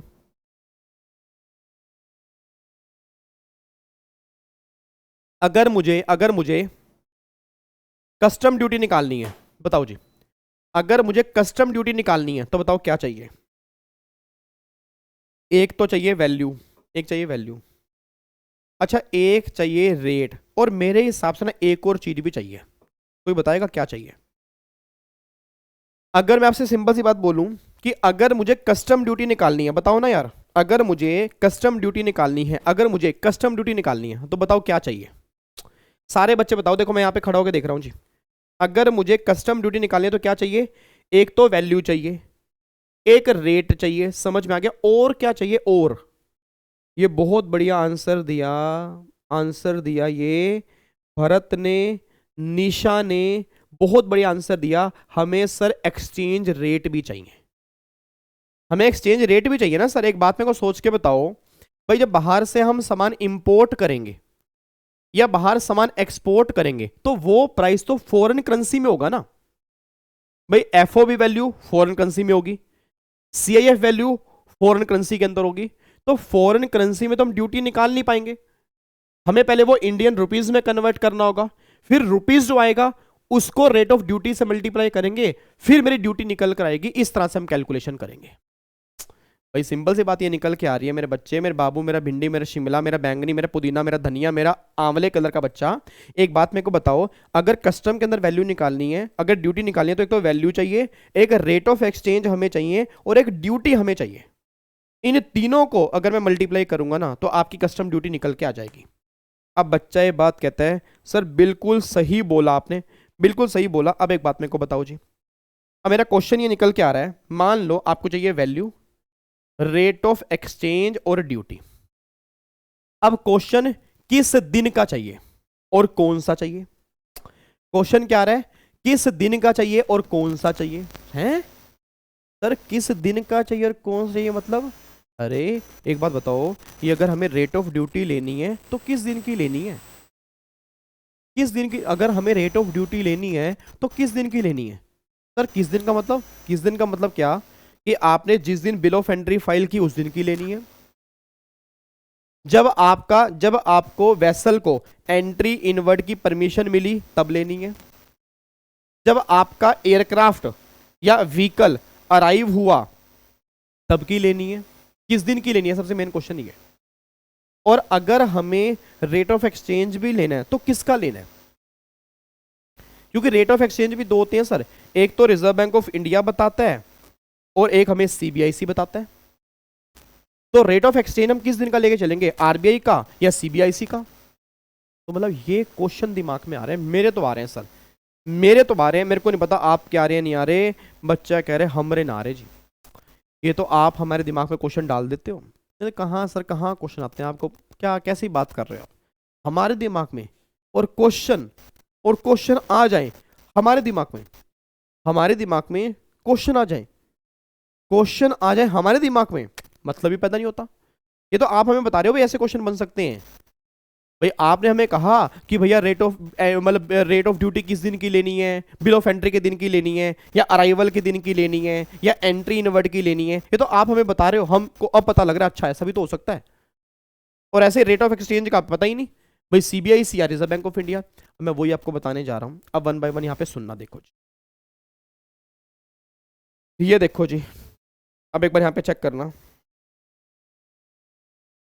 सबसे पहली बात, वैल्यूएशन में मोस्ट इंपॉर्टेंट टर्म्स कौन कौन सी है जी? मोस्ट इंपॉर्टेंट टर्म्स कौन सी है? सबसे पहला फ्री एफएएस। एफएएस निकालना मैंने आपको दिखा दिया ना, एफएएस कैसे निकालते हैं वो आपको निकालना सिखा चुका हूँ। अगला फिर है free on board. FOB price क्या होता है ये भी निकालना हम सीख चुके हैं। उसके बाद CIF वैल्यू ये भी निकालना हम सीख चुके हैं। तो ये सारे पॉइंट जो हैं हम कंप्लीट कर चुके हैं। अब देखो यहाँ पे जी, अब देखो यहाँ पे कस्टम ड्यूटी निकालनी है तो हमें क्या चाहिए? हमें असेसेबल वैल्यू को मल्टीप्लाई करेंगे रेट ऑफ ड्यूटी से। ठीक है, बच्चा कह रहा है सर यहाँ पे तो रेट ऑफ एक्सचेंज है ही नहीं, आगे आएगा। असेसेबल वैल्यू कैसे निकलेगी? Section 14 read with rule. और यहाँ पे आपको दिखाऊंगा, देखो ये आपकी foreign currency multiply rate of exchange और मल्टीप्लाई रेट ऑफ ड्यूटी, और इससे आपके डाउट सारे खत्म हो जाएंगे। और 99% बच्चा, हेलो देखो बैठो बिल्कुल, यार मैं आपको डांटना नहीं चाहता यार, आज टीचर डे है पता है। और मैंने एग्जीक्यूटिव वाले बच्चों को भी नहीं डांटा, और मैं उनको बहुत प्यार से उनसे यार बात करके आया हूँ। हरकतें कर रहे थे, क्लास स्टार्ट ही नहीं करने दे रहा, स्टार्ट ही माइक की सेल निकाल के भाग गए, माइक का सेल निकाल के भाग गए सर। उधर मेरा स्टाफ अभिषेक कह रहा सर सेल इसके अंदर थे। मैंने कहा भाई इसके अंदर सेल तो है नहीं, कह रहा सेल तो थे, सेल निकाल के बैठ गए। फिर मैंने कहा दिसंबर में एग्जाम है तुम्हारे, सरस्वती माता बैठी है, सच सच बोल दो सेल की, तब जाके सेल मेरे पास बाहर आए हैं। ऐसे नालायक बच्चे थे। तो मैं नहीं चाह रहा कि मैं आप पे गुस्सा करूं, ठीक है जी। अब सुनना ध्यान से, मैं कहना क्या चाह रहा हूं जी, अब सुनना।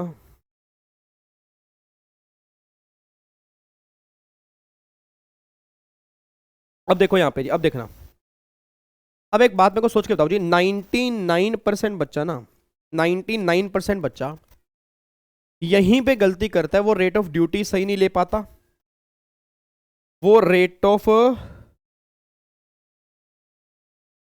सर मत बताओ जेलसी होती है। अच्छा अच्छा अच्छा, ब्रह्मास्त्र यूज किया आपने, हाँ बिल्कुल सही बात है जी। क्लास पोज हो गई, क्लास पोज हो गई क्या?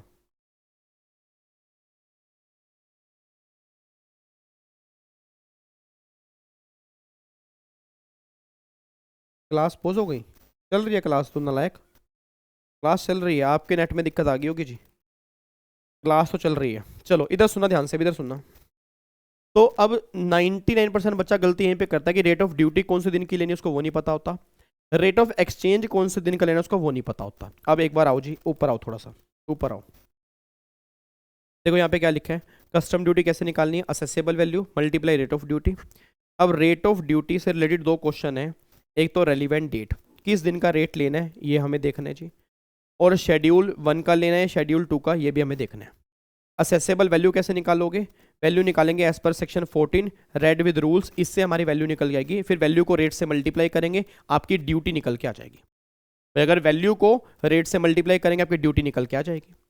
अब यहाँ पे एक बार चेक करना जी, रेलिवेंट डेट ऑफ ड्यूटी क्या है। अब सबसे पहला foreign currency multiply rate of exchange multiply rate of duty. तो सबसे पहले तो आप ये चेक करो रेट ऑफ एक्सचेंज हमें किस दिन का लेना है। बहुत ध्यान से, बहुत ध्यान से, आप बहुत बड़ी गलती करोगे जी, मैं लिख के देने को तैयार हूं, आप बहुत बड़ी गलती करोगे। जो बच्चे भी मेरी बात अभी नहीं सुन रहे ना, ये बहुत बड़ी गलती करेंगे जी। रेट ऑफ एक्सचेंज में किस दिन का लेना है? बोला क्या लिखा है? Given by Reserve Bank of India. हाँ जी, given by Reserve Bank of India.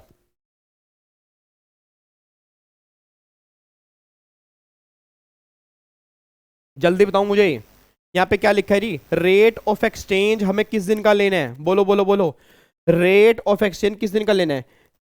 Given by Reserve Bank of India या सीबीआईसी? सीबीआईसी, और सीबीआईसी का मतलब central board of indirect tax and custom.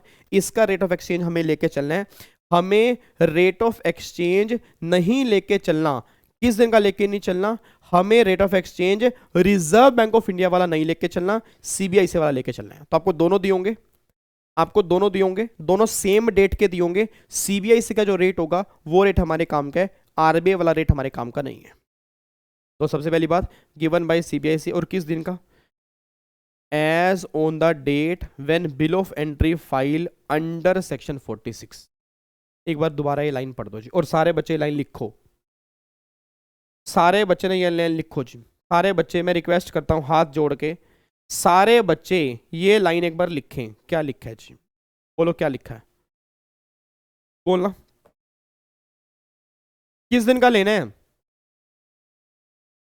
Rate of exchange किस दिन का लेना है जी, रेट ऑफ एक्सचेंज जो है हमें किस दिन का लेना है, बताओ जल्दी बोलो, जल्दी जल्दी बोलो, रेट ऑफ एक्सचेंज हमें किस दिन का लेना है जी, अरे किस दिन का लेना है, दिन का।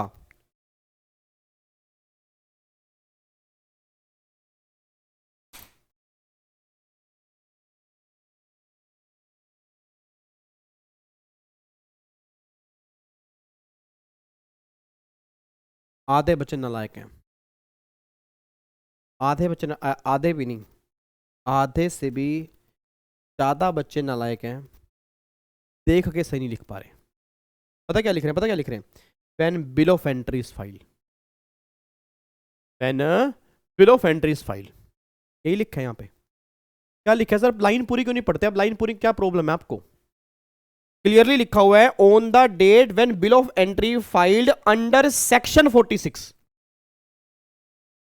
सर उससे क्या होगा, उससे बहुत बड़ा कुछ होगा सर, क्योंकि जब मैं वेयर हाउस में सामान लेके जाता हूं और वेयर हाउस से सामान घर के लिए क्लियर करवाना होता है तो एंट्री फाइल करते हैं सेक्शन 68 में। तो गवर्नमेंट कह रही कि जो रेट ऑफ एक्सचेंज हमें लेना है ना, जो रेट ऑफ एक्सचेंज हमें लेना है, जिस दिन आपने बिल ऑफ एंट्री फाइल की सेक्शन 46 में, उस दिन का जो रेट होगा ना, वो रेट हमारे काम का है। तो मतलब ना तो अराइवल वाला काम का है, ना एंट्री इनवर्ड वाला काम का है, और ना ही गवर्नमेंट कह रही है कि अगर आप बिल ऑफ एंट्री फाइल करोगे सेक्शन 68 में, वो वाला काम का है। अगर बिल ऑफ एंट्री फाइल करोगे सेक्शन 46 वाली, उसी दिन का रेट लेके चलेंगे, बस ये बात ध्यान दो। तो रेट ऑफ एक्सचेंज में ना, मैं दोबारा बोल रहा हूं, रेट ऑफ एक्सचेंज में किसी भी तरह की कंफ्यूजन दिमाग में मत लेके चलना। आपको काफी सारी डेट दी होंगी, आप वहां पे गलती करके आओगे। मैं सही बोल रहा हूं सर, आपको ना, आपको बहुत सारी डेट दी होंगी, आप बहुत सारी गलती करके आओगे। तो बस जिस दिन आपने 46 वाली बिल ऑफ एंट्री फाइल की है, उस दिन का रेट ऑफ एक्सचेंज हमारे काम का, बस ये बात ध्यान दो जी। डन है, लोग कर दूं, पक्का पक्का, चलो जी। अब आ जाओ जी, अब आओ रेट ऑफ ड्यूटी। अब देखो रेट ऑफ ड्यूटी इंपोर्ट वाले केस में, पहले हम इंपोर्ट की बात करेंगे क्योंकि एक्सपोर्ट वाले केस में कोई खास बात नहीं है, पहले हम बातें कर रहे हैं इंपोर्ट की। इंपोर्ट वाले केस में when bill of entry file under section 48, when bill of entry file under section 48 और when bill of entry file under section 68, बताओ इसका मतलब क्या है, बोलो।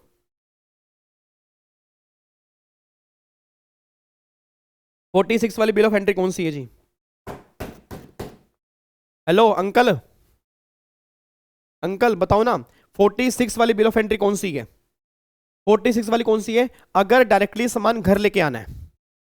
68 वाली कौन सी है, अगर वेयर हाउस से घर लेके आना है, अगर वेयर हाउस से घर लेके आना है। अगर डायरेक्टली घर लेके आना है तो एंट्री नंबर 46 है, अगर वेयर हाउस से घर लेके आना है तो एंट्री नंबर 68 है जी। तो देखो यहां पे जी, तो अब when bill of entry under section 46, अब देखो ये क्या लेंगे, बहुत ध्यान से, रेट ऑफ ड्यूटी क्या लेंगे, date of filing of bill of entry, date of filing of bill of entry, जिस दिन आपने बिल ऑफ एंट्री फाइल की उस दिन का रेट, और date of entry inward in case of vessel, और date of arrival in case of aircraft और vehicle whichever is later. मतलब कहना क्या चाह रहे हैं, कहना क्या चाह रहे हैं कि जिस दिन आपने बिल ऑफ एंट्री फाइल की, जिस दिन आपने बिल ऑफ एंट्री फाइल की, या जिस दिन एंट्री इनवर्ड है विच एवर इज लेटर, और एंट्री इनवर्ड चेक करेंगे वेसल वाले केस में, अराइवल चेक करेंगे एयरक्राफ्ट और व्हीकल वाले केस में। उसमें गवर्नमेंट कह रही है अराइवल और bill of entry whichever is later, और दूसरे में गवर्नमेंट कह रही है अराइवल और आपका बिल ऑफ एंट्री और entry inward whichever is later. यहां पे थोड़ी सी कंफ्यूजन क्रिएट होती है, बस ये बात ध्यान देना कि अगर मैंने 46 की बिल ऑफ एंट्री फाइल की है तो भैया फिर आपका date of bill of entry और date of entry inward whichever is later vessel वाले केस में, और अगर अदर की बात करूंगा तो डेट ऑफ एंट्री, और फिर यहां पे गवर्नमेंट ने लिखा date of arrival whichever is later. तो होना दोनों में से लेटर ही है, या तो बिल ऑफ एंट्री और आपका एंट्री इनवर्ड इसमें से लेटर होगा, या बिल ऑफ एंट्री और फिर हमारा होगा अराइवल वाला इनमें से लेटर होगा। अभी हम क्वेश्चन करेंगे, आपको समझ में आ जाएगा जी।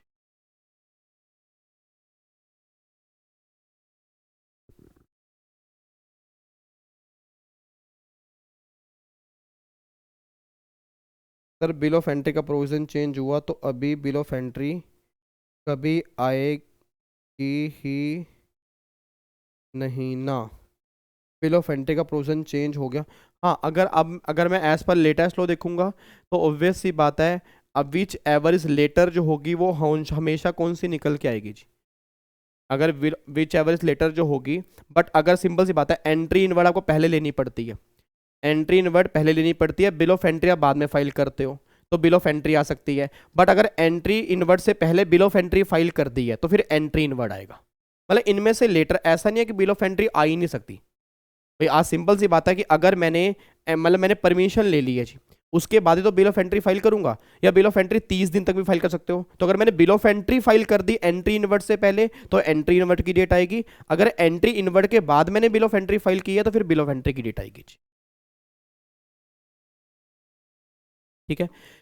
और देखो अगर आपने 68 में बिल ऑफ एंट्री फाइल की, मतलब वेयर हाउस से अगर घर लेके जा रहे हैं, तो रेट ऑफ ड्यूटी क्या है, date of filing of bill of entry for home consumption under section 68। मतलब 68 में जब बिल ऑफ एंट्री आपने फाइल की होगी वो दिन जो होगा उस दिन का रेट आपको लेना है। अब एक बार ना मैं इसको छुपा रहा हूँ, एक बार मैं छुपा रहा हूँ क्योंकि इसके बेस पे ही हमें क्वेश्चन करने हैं। और अगर हमें ये क्लियर हो गया तो हमारा मजा आ जाएगा। ये लगा लो वैल्यूएशन के आधे क्वेश्चन तुम्हारे वैसे ही सोल्व हो गए अगर ये हमें समझ में आ गया। एक बार सारे बच्चे ना, मैं 2 मिनट का टाइम दे रहा हूँ जी, ये लो पढ़ लो एक बार, फिर मत मैंने कहना कि टाइम नहीं मिला था, एक बार पढ़ लो।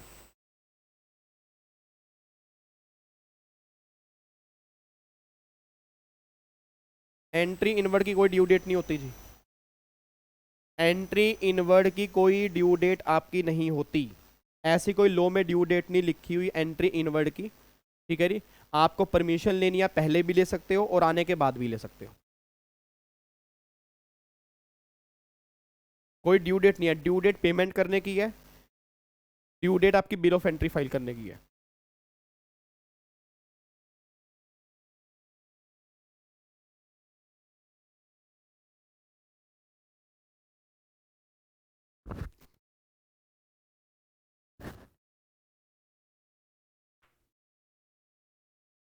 हो गया जी।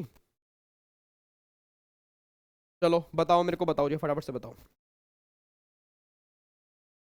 अब बताओ जी, मुझे बताओ। सबसे पहले बताओ रेट ऑफ एक्सचेंज पहले क्लियर कर लो। रेट ऑफ एक्सचेंज किस दिन का लेना है? रेट ऑफ एक्सचेंज किस दिन का चाहिए? रेट ऑफ एक्सचेंज जिस दिन आप बिल ऑफ एंट्री फाइल करोगे अंडर सेक्शन 46 उस दिन का रेट ऑफ एक्सचेंज लेके चलेंगे, और सीबीआई से वाला लेके चलेंगे, रिजर्व बैंक वाला हमारे किसी काम का नहीं है। फिर हमें रेट ऑफ ड्यूटी किस दिन का लेके चलना है? तो रेट ऑफ ड्यूटी हमें लेके चलना है, डिपेंड करता है कि आपने बिल ऑफ एंट्री फाइल किया 46 में या 68 में। अगर 46 के अंदर फाइल की है तो filing of bill of entry और entry inward whichever is later vessel वाले केस में, और व्हीकल या एयरक्राफ्ट वाले केस में date of bill of entry और arrival whichever is later, आपको वहां पर बिल ऑफ एंट्री मतलब आपको वहां पर रेट ऑफ ड्यूटी लेनी है। और 68 वाले केस में जिस दिन बिल ऑफ एंट्री फाइल करोगे सेक्शन 68 की, उस दिन की जो रेट ऑफ ड्यूटी होगी वो आप लेके चलोगे। डन है जी। अब मैं आपको दिखा रहा हूं ये क्वेश्चन, एक मिनट रुको यार, मेरा आंसर भी है। लो जी, ये क्वेश्चन करके दिखाना। वेसल है जी, गुड्स इंपोर्ट बाय वेसल है।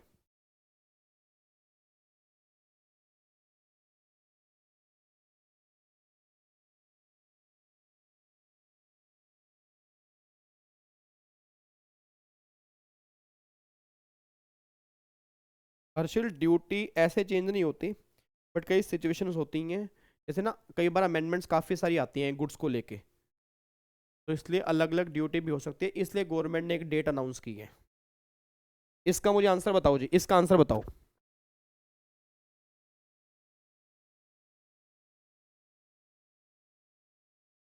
बताओ जी।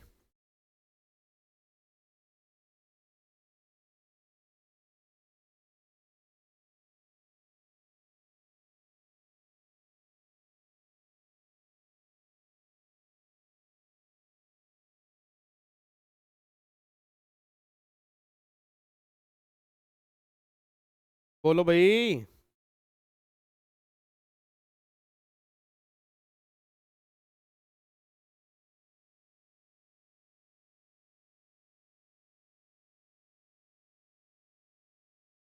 क्या हो गया? ये क्या हो गया? मेरे क्लास रुक तो नहीं गई बीच में?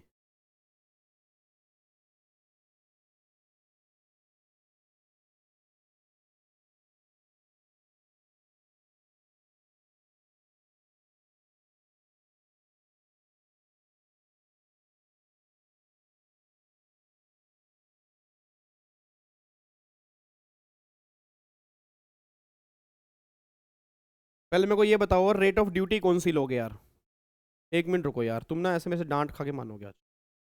यार मेरे को लग रहा है प्रोफेशनल वाले बच्चे डांट खा के मानेंगे। मेरे को ये बताओ पहले, रेट ऑफ ड्यूटी कौन सी लोगे? ओए ओए ओए, इधर आ, इधर आओ फटाफट से। रेट ऑफ ड्यूटी कौन सी लोगे? जल्दी बोलो।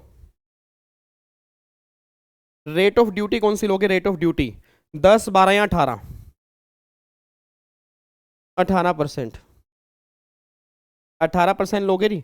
अच्छा 18% क्यों लोगे? 18% क्यों लोगे? 18% क्यों लोगे? क्योंकि आपने बिल ऑफ एंट्री फाइल की 46 की 10 तारीख को। वेसल वाले केस में अराइवल हमें चेक नहीं करना। अराइवल हमें चेक किस केस में करना है? एयरक्राफ्ट और व्हीकल वाले केस में।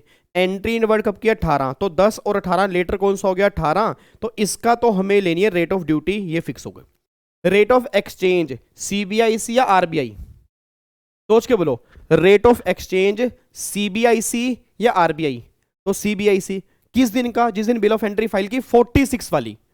तो 46 वाली अपने बिल ऑफ एंट्री फाइल की है 10 जनवरी को, तो ये हमारा 58 रेट हो गया। तो बस कुछ भी नहीं करना। अगर आप यहाँ पे चेक करोगे, देखो जी यहाँ पे ये आंसर आ रहा है 1,58,000 और मल्टीप्लाई 18%, ये 10,441 रुपये मेरे ख्याल से क्या आंसर आएगा, इतना ही आएगा शायद।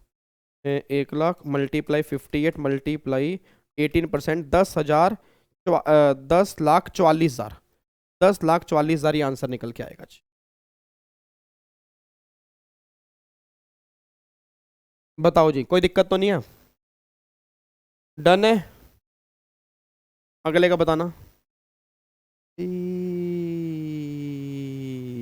अगले का बताओ जी, अगले का। अगले का बता दीजिए, अगले का। मेहरबान कदरदान, मेहरबान कदरदान, अगले का बताइए।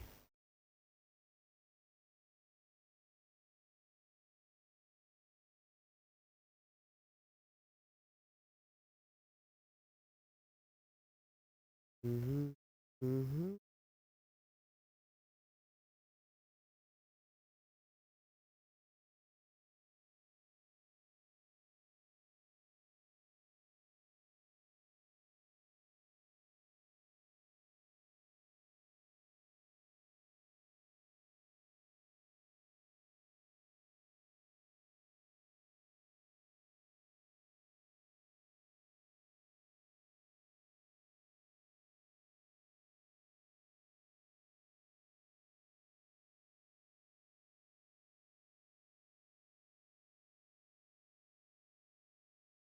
पंद्रह और 22, लेटर हो गया 22, तो 18%।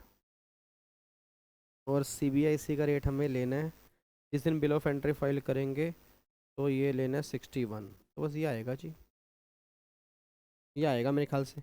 एक बार चेक करें क्या आएगा जी। 1,50,000 का 18% मल्टीप्लाई 61 आएगा 16,47,000 आएगा जी।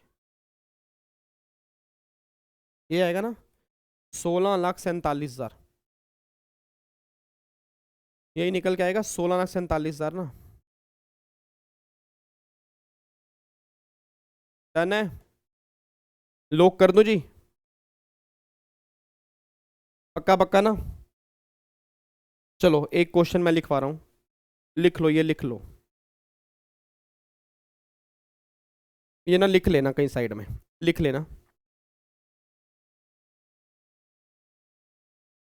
Import by air, import by air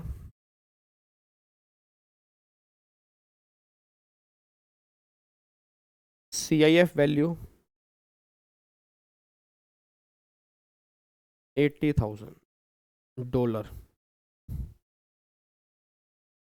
ठीक है नहीं?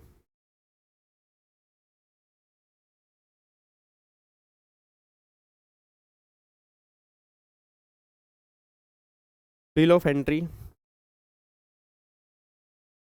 File under section 46 for warehouse 25 जनवरी 2022। Bill of entry file for home consumption warehouse to home consumption, ये आपने फाइल की है 28 जनवरी 22।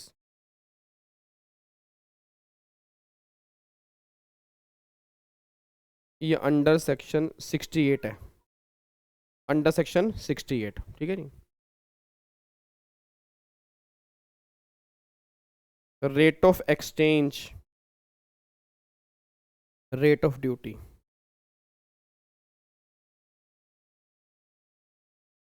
और date of arrival 20 January 22। 20 January 22,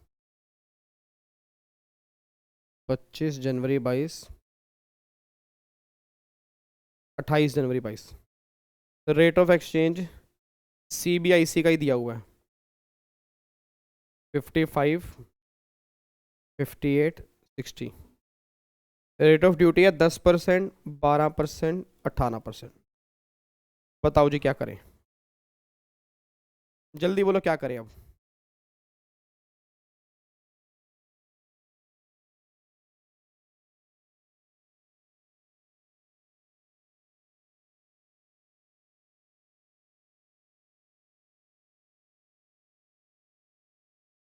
बताओ जी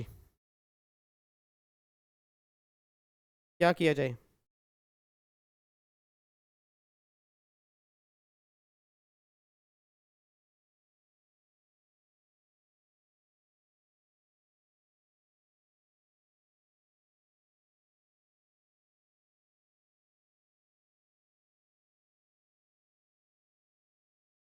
को पहले बताओ ड्यूटी और रेट ऑफ एक्सचेंज किस दिन का लेंगे जी।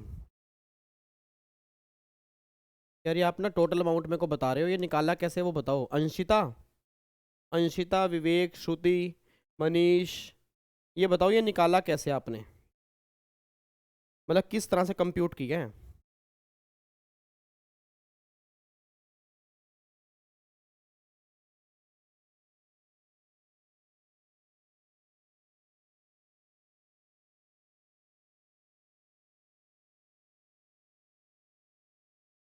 बोलो भाई।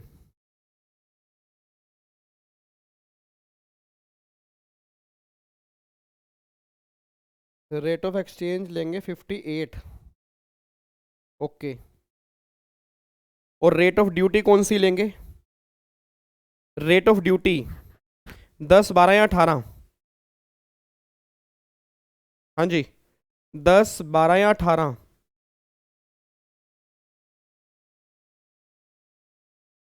18%, बहुत बढ़िया, वेरी गुड यार, I am very proud of you. Rate of exchange तो ये हमारा आएगा 58 आएगा। रीजन क्योंकि रेट ऑफ एक्सचेंज तो हमें हर केस में बिल ऑफ एंट्री 46 वाली जब फाइल की होगी उस दिन का लेना है। देखो मैं इसलिए कह रहा हूं ना, देखो अब एग्जाम में अगर 68 वाला क्वेश्चन बन गया और 46 वाला क्वेश्चन बन गया, उसमें लिखा कि आपने बिल ऑफ एंट्री फाइल की है, तो अगर आपने बिल ऑफ एंट्री फाइल की है, किस सेक्शन की आपने फाइल की है, अगर आपको ध्यान ही नहीं हुआ तो आप गलती करके आओगे ना। मेरी बात समझ में आ रही है आपको?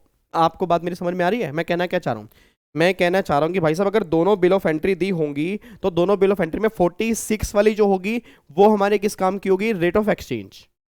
तो भैया 46 में हमारा 58 आ गया। और फिर रेट ऑफ ड्यूटी किस दिन का लेना है? एयर वाले केस में अराइवल और bill of entry whichever is later. तो अराइवल जो हो रहा है वो हमारा हो रहा है जी 20 जनवरी को, और बिल ऑफ एंट्री फाइल कर रहे हैं 68 वाली, ठीक है जी। बिल ऑफ एंट्री फाइल कर रहे हैं 68 वाली 28 तारीख को, तो लेटर 28 तारीख। अरे नालायकों, इसमें लेटर नहीं देखना, इसमें लेटर नहीं देखना, इसमें तो जिस दिन आपने 68 वाली बिल ऑफ एंट्री फाइल की है ना, बस उस दिन का ही हमें रेट ऑफ ड्यूटी लेना है। ऊपर देखो मैंने क्या लिखा है, यहां पे लेटर वाला कॉन्सेप्ट नहीं है सर, इधर लेटर वाला कॉन्सेप्ट नहीं है, इधर क्या है, जिस दिन आपने 68 की बिल ऑफ एंट्री फाइल की है उस दिन का जो रेट होगा वो हमारे काम का है। लेटर वाला कॉन्सेप्ट तब है जब बिल ऑफ एंट्री आपने फाइल किया 46 वाली में, ठीक है ना। तो इसमें लेटर वाला कॉन्सेप्ट नहीं है, तो इसमें हमें लेना है इस दिन का ही लेना है। तो इस दिन आपने बिल ऑफ एंट्री फाइल किया 68 वाली 28 तारीख को, तो ये लगे 18%। तो बस फिर भगवान झूठ ना बुलवाए, ये 80,000 मल्टीप्लाई 50 और मल्टीप्लाई 18%।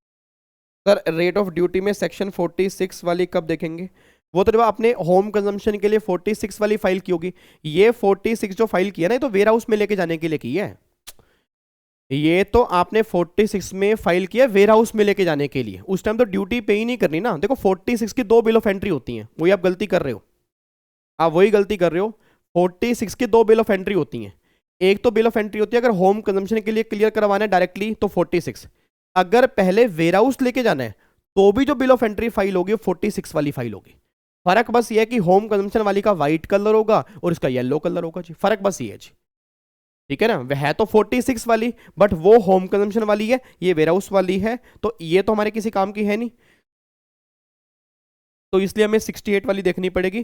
तो 80,000 मल्टीप्लाई 50, तो 80,000 मल्टीप्लाई 50 और मल्टीप्लाई 18%, तो अगर आप चेक करोगे तो 7,20,000 पे निकल के आ रहा है मेरे ख्याल से।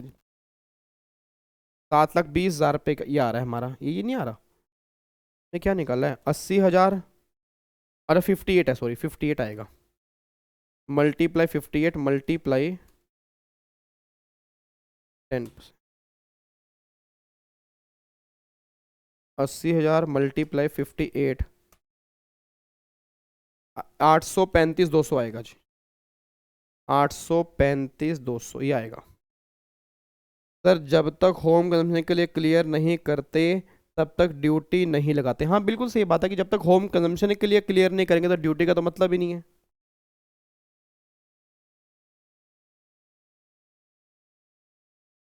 डन है। एक क्वेश्चन और दूं, एक क्वेश्चन और दूं, पक्का पक्का, कोई गलती तो नहीं करोगे? एक क्वेश्चन लिखो, क्योंकि सर देखो अगर ये सोल्व हो गया ना, ये लगा लो वैल्यूएशन की आधी टेंशन मेरी खत्म हो गई। क्योंकि है क्या, वैल्यू निकालना मैं सिखा दूंगा, वैल्यू निकालने में कोई दिक्कत नहीं है, मेन दिक्कत है रेट ऑफ ड्यूटी और रेट ऑफ एक्सचेंज में। तो वैल्यू निकालने में कोई बड़ी बात नहीं है, मैंने अगर ये पॉइंट क्लियर हो गए ना तो मेरी टेंशन आधी खत्म हो गई, फिर आधी टेंशन है वैल्यू निकालने की, वो मैं सिखा ही दूंगा जी। एग्जाम्पल लिखो,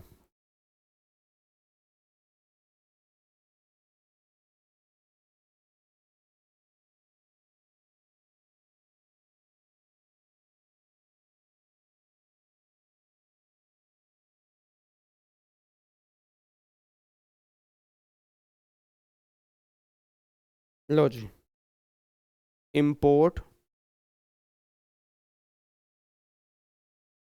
bye air by vessel, import by air by vessel, ठीक है जी।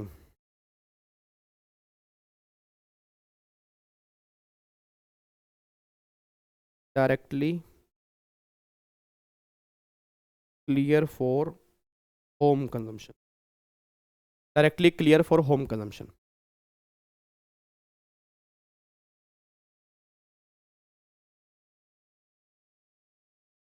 डेट ऑफ अराइवल 25 जनवरी 22,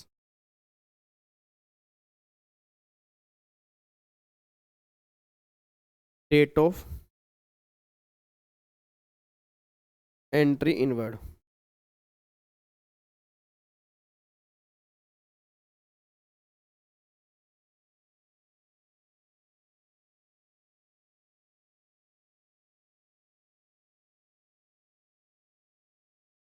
इधर था नोट्स में, नहीं देखा अच्छे से, अभी मत करो कमेंट, सर हटा देंगे।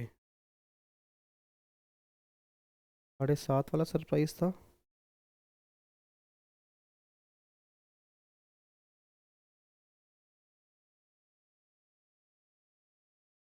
अरे कौन सा, मैंने तो कुछ लगाया ही नहीं।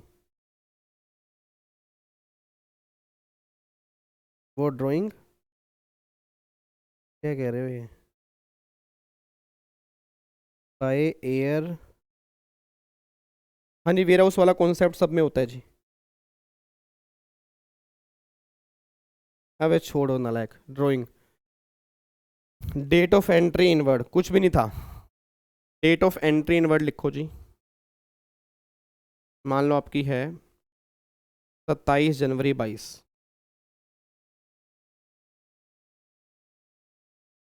ठीक है जी। Date of bill of entry under section 46। ठीक है जी। Date of bill of entry under section 46 जो है, मान लो 24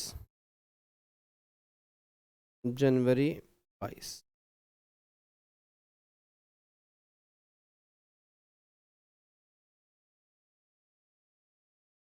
ये रेट ऑफ एक्सचेंज, ये rate of duty. CBIC, RBI।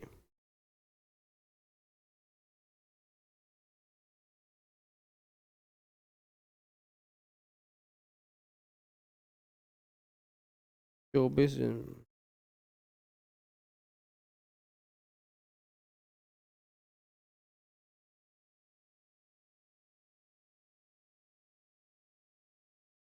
अब यहाँ पे मान लो 60, 62, 65, 58, 59, 62। 12%, 10%, 18%। ठीक है, एक तो ये है।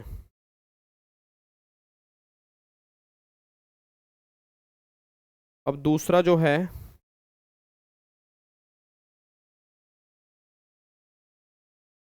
First warehouse, then warehouse to home consumption.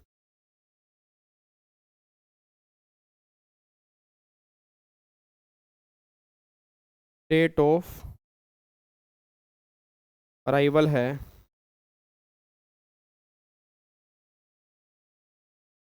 28 January 22।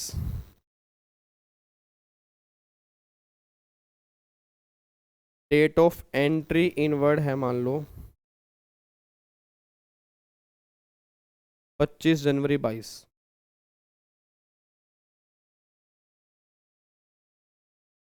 Under section 46 22। और date of bill of entry 68 मान लो है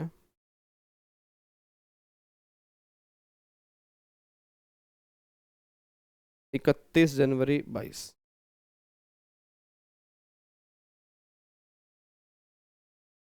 ठीक है जी। तो rate of exchange CBIC,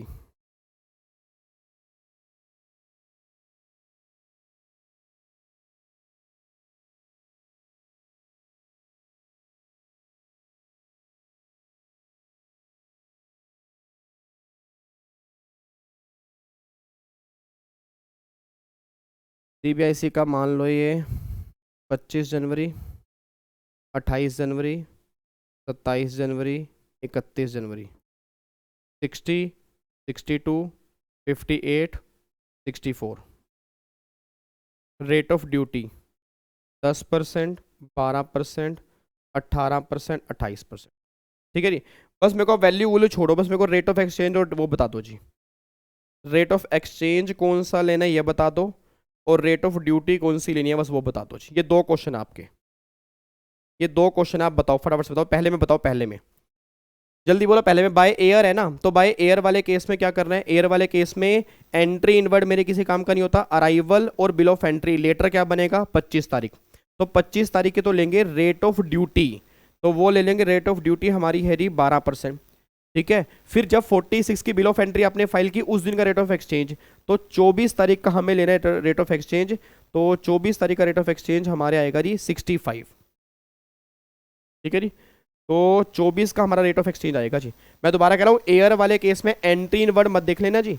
air वाले केस के अंदर मैंने क्या लिखा है, एयर वाले केस में है जिस दिन आपने बिल ऑफ एंट्री फाइल की और arrival whichever is later, और वेसल वाले केस में है जिस दिन आपने बिल ऑफ एंट्री फाइल की और date of entry inward whichever is letter.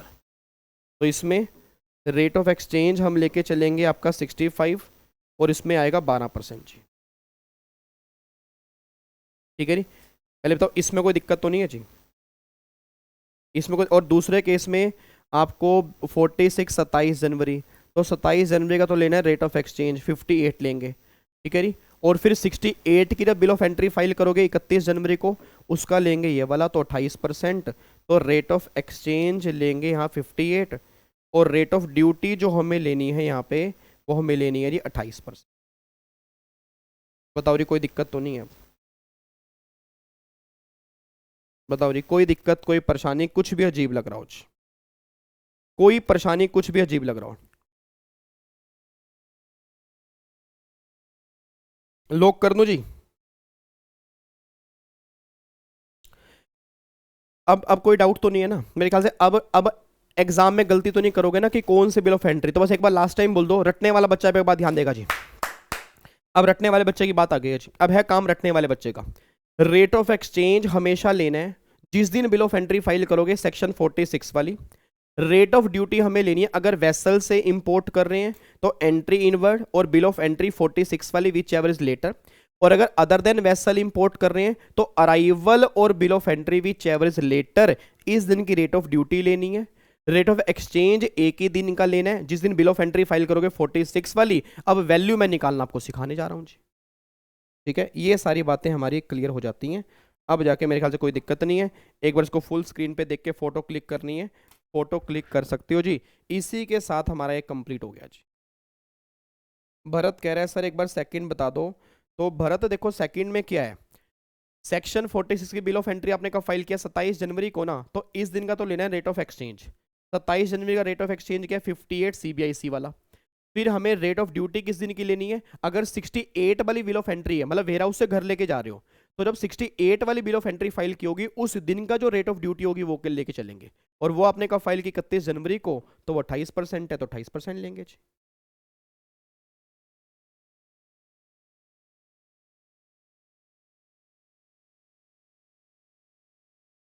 ये लो, ये क्वेश्चन है, पहले ये क्वेश्चन देख लो जी।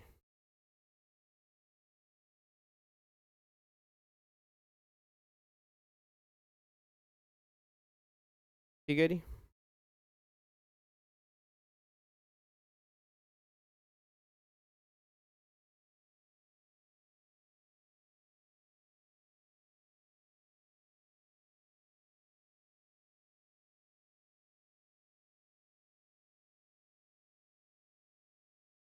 अरे उस ड्राइंग में कुछ भी नहीं है, पता नहीं कौन सी ड्राइंग है। विवेक, ट्रांजिट का मतलब होता है अगर एक ही वेसल में सामान आपका डेस्टिनेशन पोर्ट तक जा रहा है तो वो ट्रांजिट है।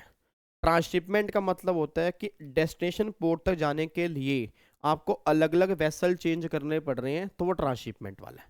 ठीक है, तो ट्रांसशिपमेंट में बीच में जो पोर्ट आ रहा है पहले वहां पे सारा सामान अनलोड होगा, फिर दूसरे वेसल में वो सामान रखा जाएगा, दूसरा वेसल आगे जाएगा, तो जब दूसरा वेसल आगे जाएगा तो वो ट्रांसशिपमेंट है। अगर सेम ही वेसल कंटिन्यू होता रहेगा उसको ट्रांजिट वाला केस बोलते हैं।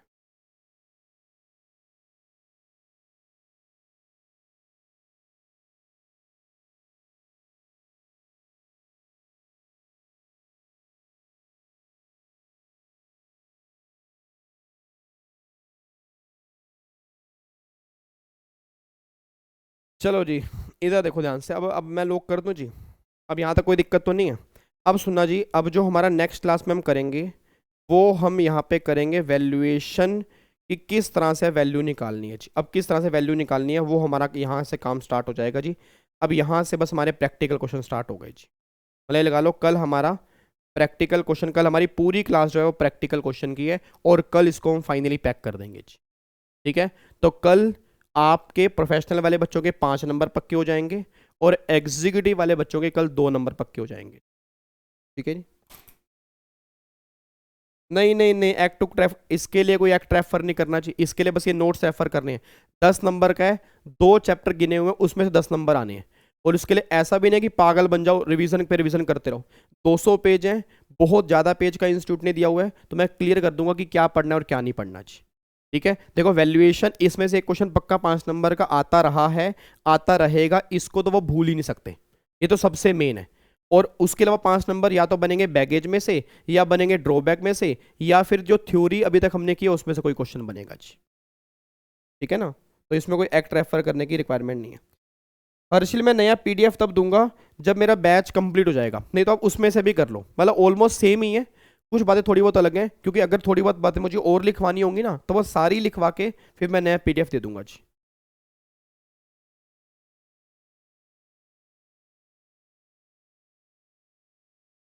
GST के लिए आप नोट्स रेफर कर सकते हो जी।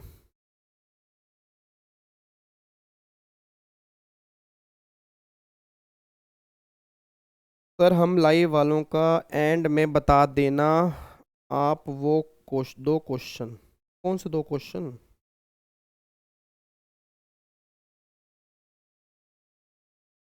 कौन से क्वेश्चन?